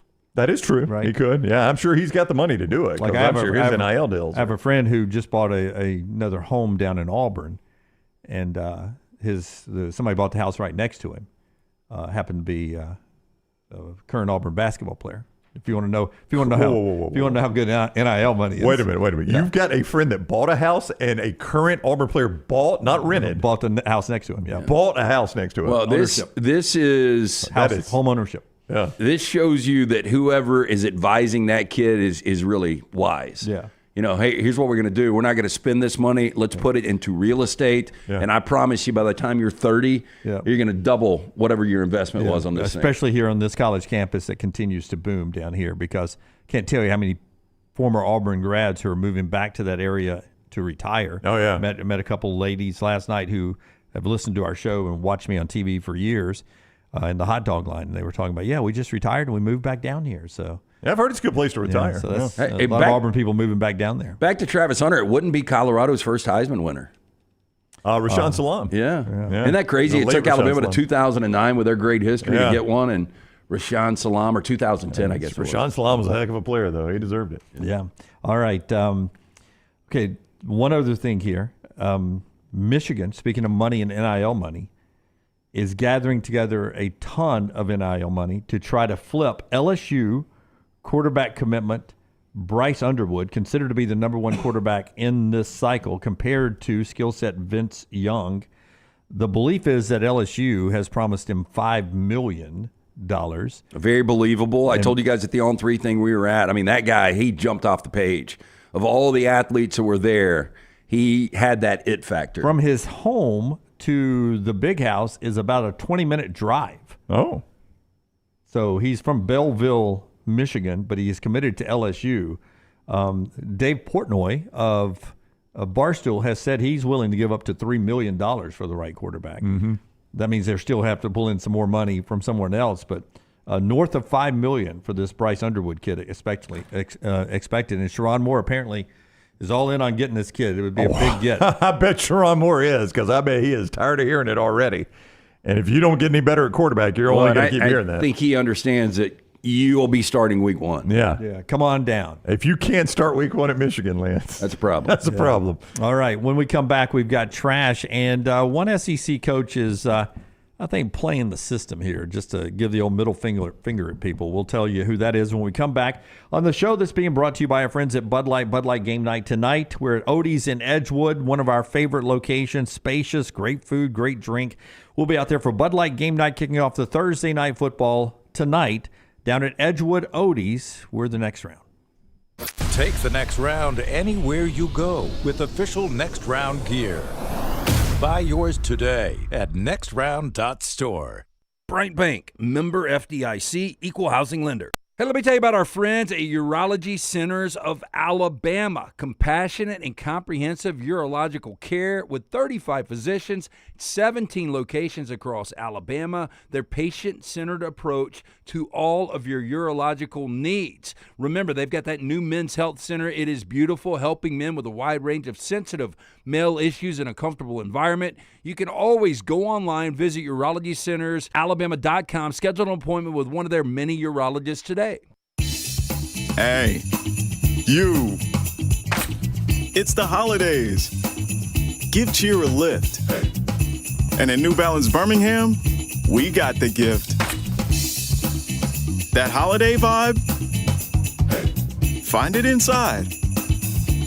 Come together at New Balance Birmingham on Highway 280, right next to Chick-fil-A. New Balance Birmingham, we got now.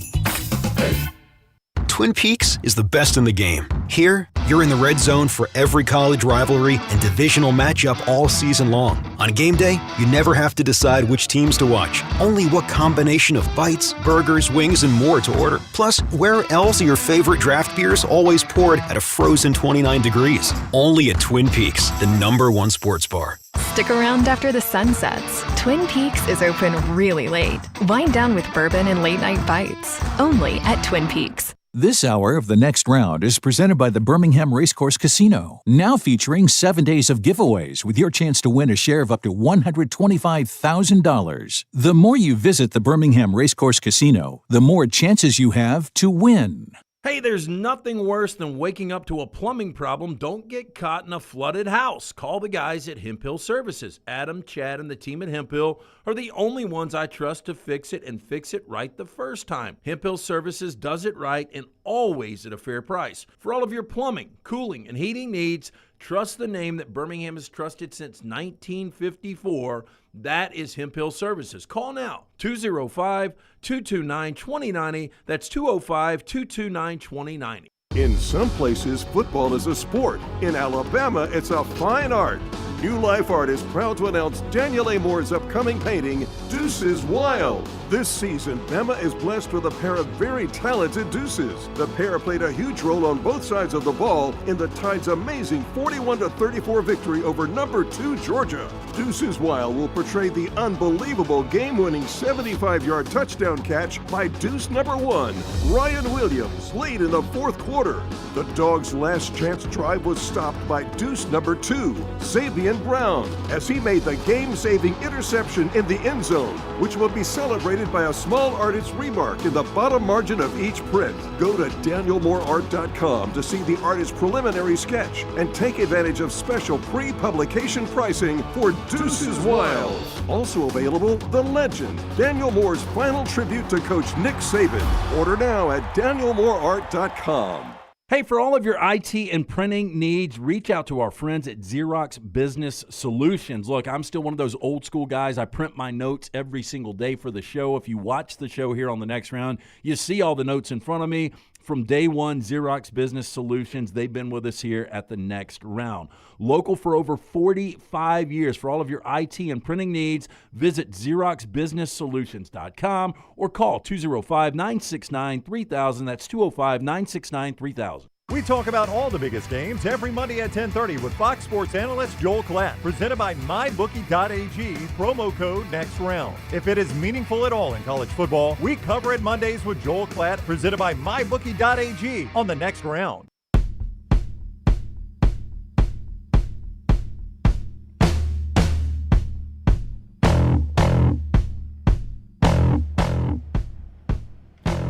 Champy's Chicken bringing you this hour of the show always. Wonderful food down there. I don't know how you guys are. Back when I was in corporate America, lunch was my favorite time of day. What about you guys? Yeah, I mean, if you are in a job you hate, you've never had a job you hate, though, have you? I've never had a job I hate, no. But I did enjoy going with coworkers to lunch. Yeah. A lot of times we were working through lunch, which we are now, is why I'm smacking because I ate a little too close to the break there, my Cliff Bar. But I did enjoy when I was, my first job at Jocks, I was afternoon producer with Herb and Ben Cook, the late Ben Cook at the time, Herb Winches and Ben Cook. And we would all, a lot of us, you know, some people from Cells, some people from other stations, we'd just get together and go to lunch. That was fun. Some of my favorite memories was going to lunch with you and Haney and anyone else from over there. LT was always working through lunch, though. Yeah, was always at lunch. Yeah, I've never had a traditional lunch outside of the time we actually did 2 to 6 on Jocks. Yeah. Yeah. Oh, yeah, that was very short-lived, but yeah, I do remember that. I met Chris Stewart of Gutter Cap for the first time at a lunch down at a barbecue place near the station. That was the first time I ever met him. Was he drinking a cold beer? He was not.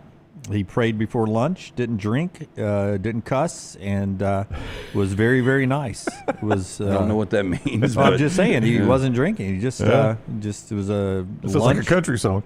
And just was a tremendously complimentary, nice guy. And I remember it like it was yesterday. I bet I could walk in there and tell you it was the line of booths that connect the front to the back. A line of booths down there. We were sitting right in one of those booths right there. Was it just you and C-Stu? No. Oh. I can't remember if it was LT or you or both that were there. Well, the only reason C-Stu used to like to get after it, and he doesn't anymore. So we had dinner Tuesday night. We watched the election together, and he blessed dinner, by the way, Tuesday night. All right, good. Yeah, and this was the first time he had an alcoholic beverage since 4th of July. I was going to say 4th of July. Yeah. Had him a beer, huh? So Champy's Chicken is a great lunch location. If you're looking for that kind of camaraderie with your coworkers, you can jump off on Highway 119 in Alabaster and go make some memories there at Sterling's place. Brine chicken overnight, hand-cut chicken fingers, po' boys. Love a great appetizer of the sausage, cheese, and pickle plate to get going in. Those Mississippi Delta recipe tamales. It's all at Champy's Chicken, Highway 119 in Alabaster. Trash in a second. 1927 to 1930. Yankees were really good. Yankees were really good. This college football team was not really good. It's the last time they had at least 5 conference losses in 4 consecutive seasons. Who am I talking about? Power 5 conference team. 1927 to 1930. It's the last time they had at least 5 conference losses in 4 consecutive seasons. They have now done it again this year. I'll go Nebraska. I was going to say Nebraska. I almost said Auburn, but I think that only takes you back to the 50s for Auburn. You should have said Auburn. So really? Yeah, 1927 through 1930, the 27, 28, 29, and 30 season, at least 5 conference losses for 4 consecutive seasons.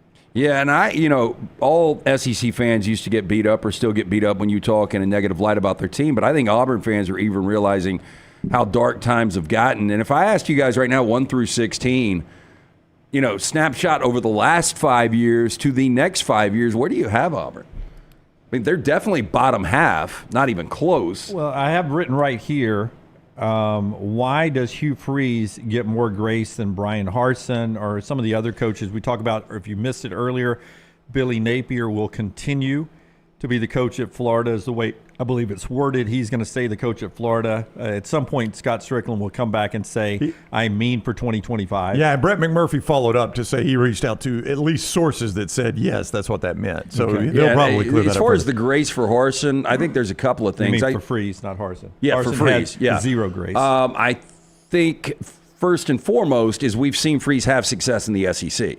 Harsin was viewed as an outsider from day one. I think it's recruiting. Well, and I think that my other thing was going to be at least, Freeze seems to care and seems to be motivated when it comes to recruiting. And Harsin, for whatever reason, just didn't seem to care. And whether true or not, I do think it is true, but whether true or not, it gets painted that Freeze took over a much worse situation than Harsin took over. Now, Harsin didn't take over an amazing situation. Gus had been recruiting on fumes a little bit too. I think Harsin did not correct that. So now Freeze is not only trying to recover from 2 bad years of recruiting, he's trying to recover from 4 or 5 bad years of recruiting. And that's really the problem with Auburn. They haven't had an elite coach since Pat Dye. They just haven't. They've had like C+ coaches. A comparison was made. A comparison was made on Stuart Mandel's mailbag on The Athletic to a situation in coaching right now that is Mark Richt to Kirby Smart. Currently this program has Mark Richt, and if they hired the next guy, maybe they could find their Kirby Smart. It was about Penn State and James Franklin. Can you guys sort of compare where Penn State is right now to where Georgia was under Mark Richt, and maybe they need to go get their Kirby Smart? I don't think it's fair to Mark Richt. I think Mark Richt won big games at Georgia. He had Georgia on the precipice of playing for a national championship in an SEC championship game against Alabama where go through it. 2012, he would have been in a 14 playoff. 2007, he would have been in a 14 playoff. Franklin would have been in some 12-team playoffs, but I don't know how many 4 teams he would have been in. Yeah, Richt just coached at the wrong time. Yeah. I think that's unfair to Richt to compare him to Franklin. I think Richt was a better coach, and I think the results were maybe not record-wise. I'd have to compare the records, but I just remember Richt winning important games, and it never seems like James Franklin does. I think a better comparison is going to be, and this could change immediately in the next 6 to 8 weeks, but I think it's going to be Sark at Texas.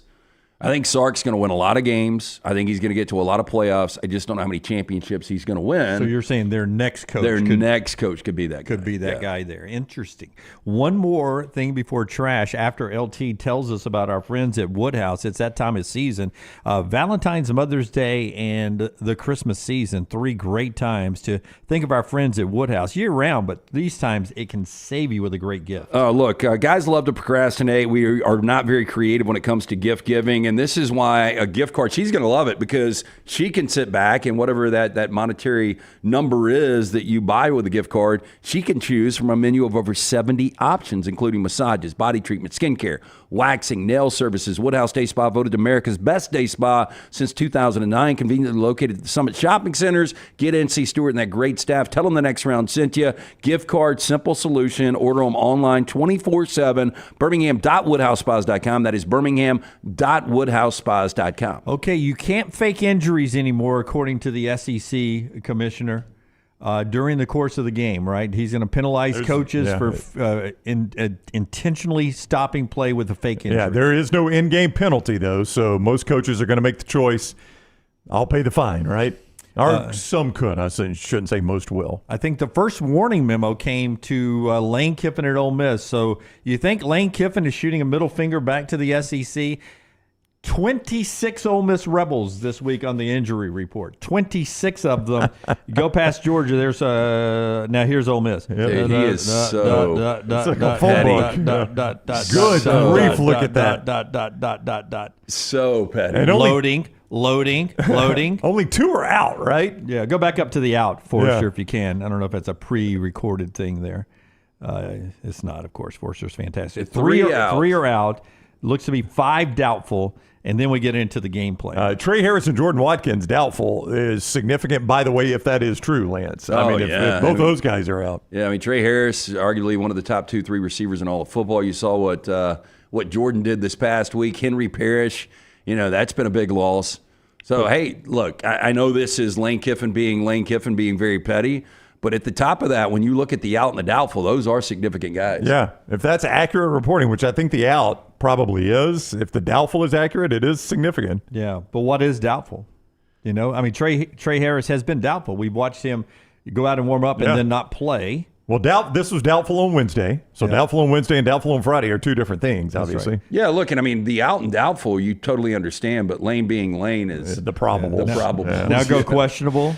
Questionable. Now give me the probable again. Yeah. I mean, that's Lane being Lane. I mean, it's insanity there. Yeah. Probable. Yeah.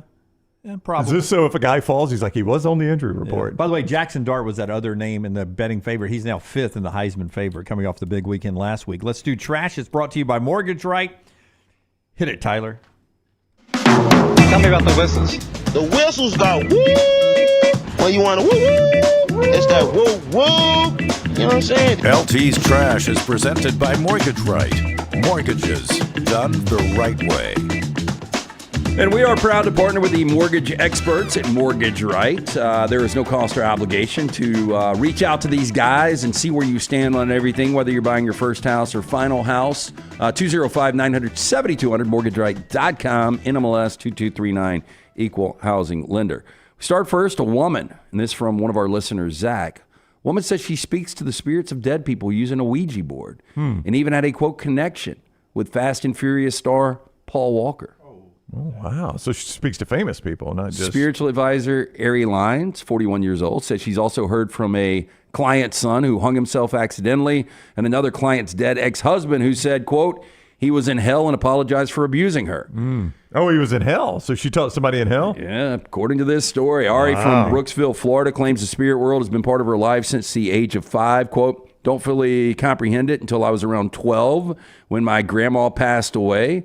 I was never close to her, but she had told me she was sick and she could see things that haven't happened yet or has dreams that come true.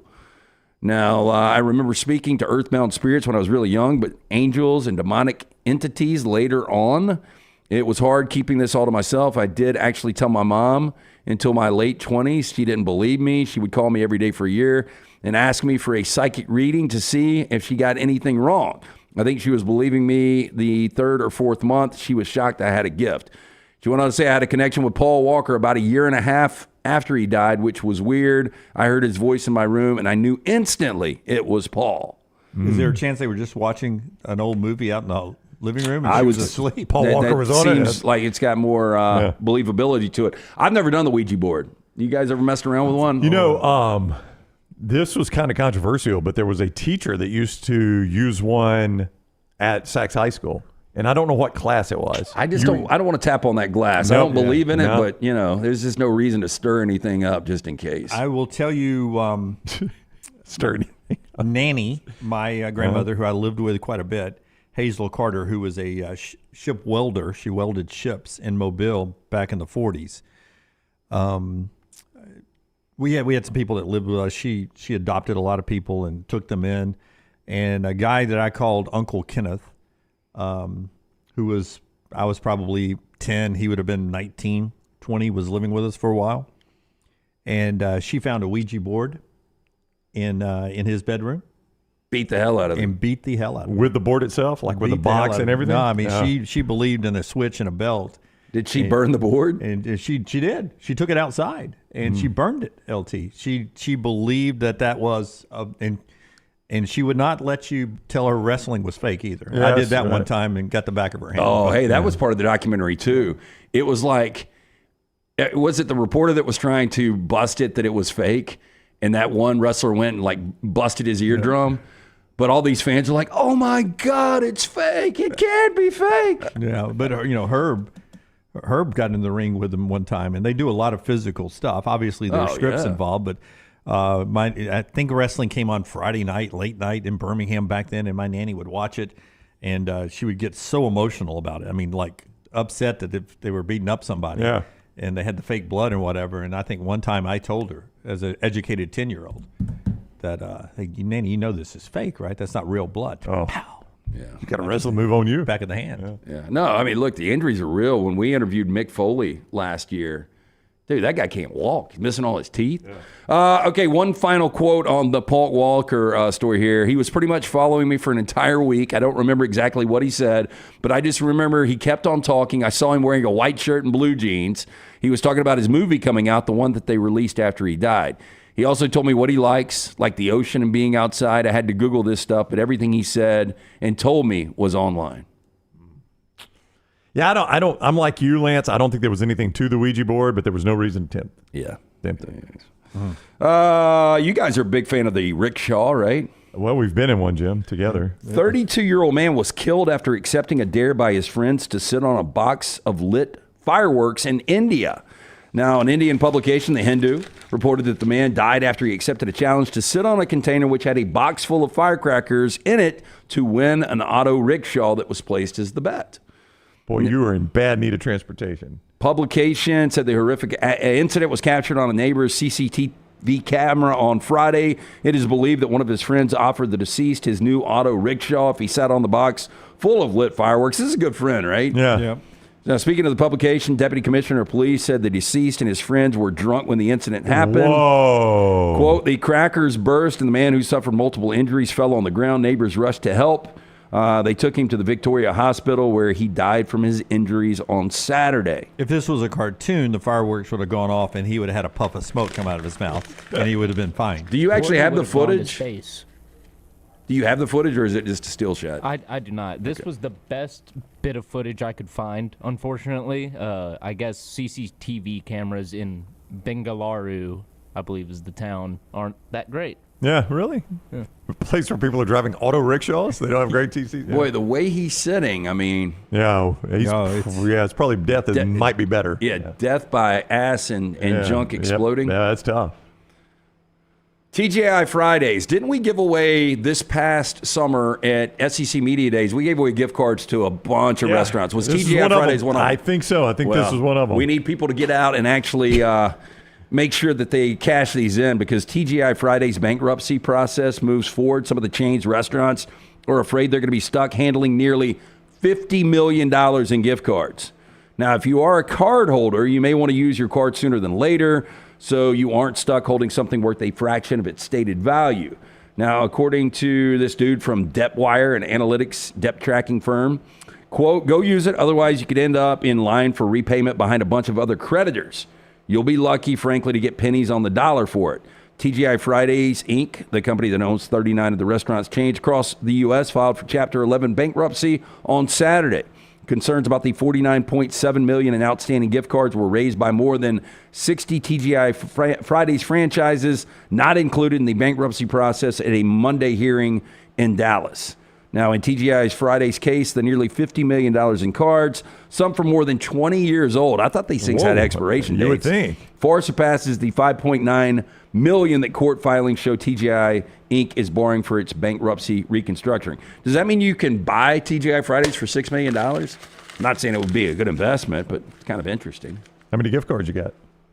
Well, like if you were to TGI Fridays and said, company in gift cards. I'll give you all these for your company. But just think of the money they make off of the gift cards because not only, first off, the food they jack up, so you're going to spend $25 in that picture there, but business owners love this. Yeah, because you buy the $25, right? They get their cut of that. And if you never use it, they never use it. That's straight profit. I would say I have 50 gift cards at the house. Yep. 50? Yeah, probably just from different things. Like, and every now and then I'll come across and I'll use one. But it's most common if I don't charge for a speaking engagement or a public appearance.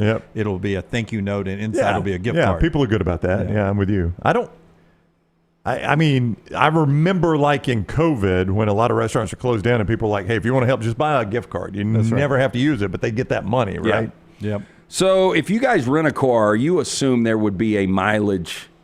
There would be something associated with the mileage, like you can't have unlimited miles on this rental, right? I mean, actually, that's normally what I click, just so I don't have to worry about it. But I assume there's fine print where unlimited doesn't literally mean I can drive it as far as I want to drive it. But aren't you paying? I mean, if you've got it for a certain number of days, aren't you paying for However many miles you want to drive. Yeah, I mean, for that there's day. certain levels, like, depending on where you rent, but there's certain levels where you can just rent unlimited mileage, which, again, is normally what I do, just so I don't have to worry about it because it's not a significant dollar difference. Because you're putting in the gas. And that's right. If you're going on a drive that takes 10 days, you're renting it for 10 days. Yeah, that's where they really get you is if you bring it back not on full. Oh, yeah. Hertz customer recorded a dispute he had with an employee of the chain over car mileage. Now, the TikToker who goes by at Life is Fun 3000 was slammed with a $10,000 charge to his credit card. Ouch. Now, that's because, according to Hertz, unlimited mileage on a rental isn't really unlimited. Then I would say in my court, in my America. Jimmy's America? You need to change the name of it. That's right. Because if it Almost. says unlimited miles, you need to put almost on there. Now, It's on the packages. Barely limited mileage. TikToker managed to put 25,000 miles on his vehicle's odometer during 1 month of driving. That's a lot. He says he carefully looked at his rental contract, and nowhere does it state that he couldn't put an unlimited number of miles on the video. Now, of course, he did this just for the hits video, which is currently the only one listed on his account, has racked up 5.6 million views as of Monday. Goes on to say Hertz rental car manager calls cops on customer for proving he's wrong. An on-screen caption of the video reads, at the onset of the clip, the Hertz employee can be heard arguing with the rental car customer.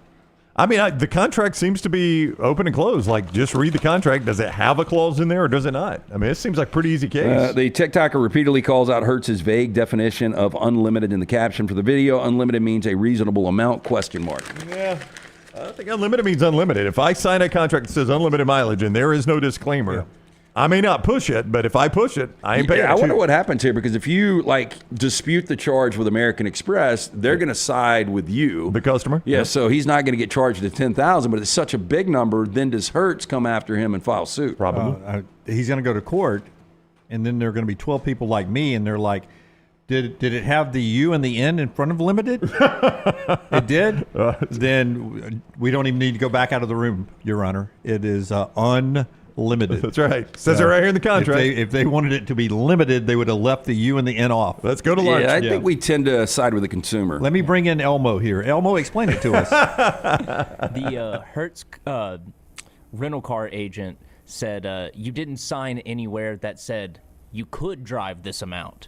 Because his argument was, it doesn't say anywhere I can't drive over however many miles. One of the last times I say you can, and you show me where it says I can't charge you. But I've given you money to use your car, so I'm going to be driving your car unless you tell me there is a limit. But in fact, you didn't tell me there was a limit. You told me it was unlimited. Yeah, I don't trust some of these rental cars. Oh, absolutely. Like, I rented one of the last times I rented one, and you guys probably remember the story. I was in Montana, and I picked it up at the airport, and when I dropped it off, 2 days later, they called me, and they were like, you didn't tell us about hitting an animal. And I was like, I didn't hit an animal. And they're like, there's fur in the grill, that was not an thousands animal. of dollars. And I was like, you're insane. I didn't hit anything. Yeah. And they pushed and pushed and pushed. And I got my insurance agent involved, and I never came out of pocket a dime. But, I mean, what happened was one of their employees picked it up from the airport. He hit an animal and then blamed me for it. Exactly.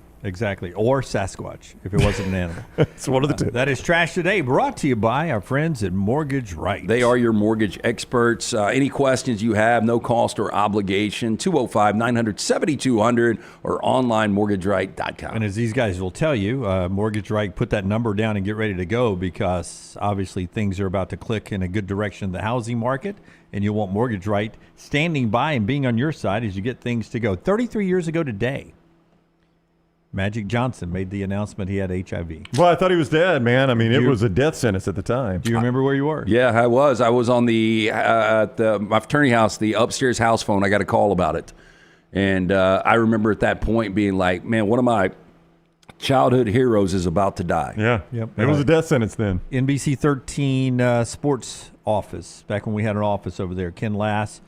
I walked in from lunch. We were talking about lunch with coworkers. Walked in, and he's like, "Hey, hit play record on that tape over there. We got to record the Magic Johnson news conference. He's got a news conference that I don't know what's going to be, and they've had it backhauled where we could watch it live on the satellite." And he walked to the podium and made the announcement. I remember like it was yesterday. So you had no idea what the announcement was. It was just a Magic Johnson press conference. Yeah. I don't think it had leaked out. I think he made the announcement and it stunned everybody. A different world then. There were fewer places for it to leak. I mean, it'd be all over TMZ now. But yeah. or other places. years. That's crazy. Yeah. And in that 33 years, remember he went on and got voted to the All-Star game, All-Star team. Played in the incredibly. game Yeah. and scored 25, I think. And then later on played with the 92 Olympics. I mean, it was he's dream he's the first guy I can remember that was a prominent person that announced they had it that actually beat it. I'm not saying he's the first person to ever beat it, but he's the first one I can remember that was prominent. Odie's tonight. Well, I made y'all feel old a lot today with You did, with thanks, Jim. Cole Leinert. I hope I'm awake for Odie's. Yeah. 5 And now o'clock. 33 years ago, Yeah. Magic Johnson. At least we can eat dinner at 4:30 before we go on. That's Yeah. right. We're at Odie's in Edgewood tonight. Bud Light game night, or as we like to call it back in the old days, Budweiser Light tonight. It's Bud Light game night down in Homewood at Edgewood. Come see us 5 to 7. The whole crew will be there. Until next time, God bless you and God bless America.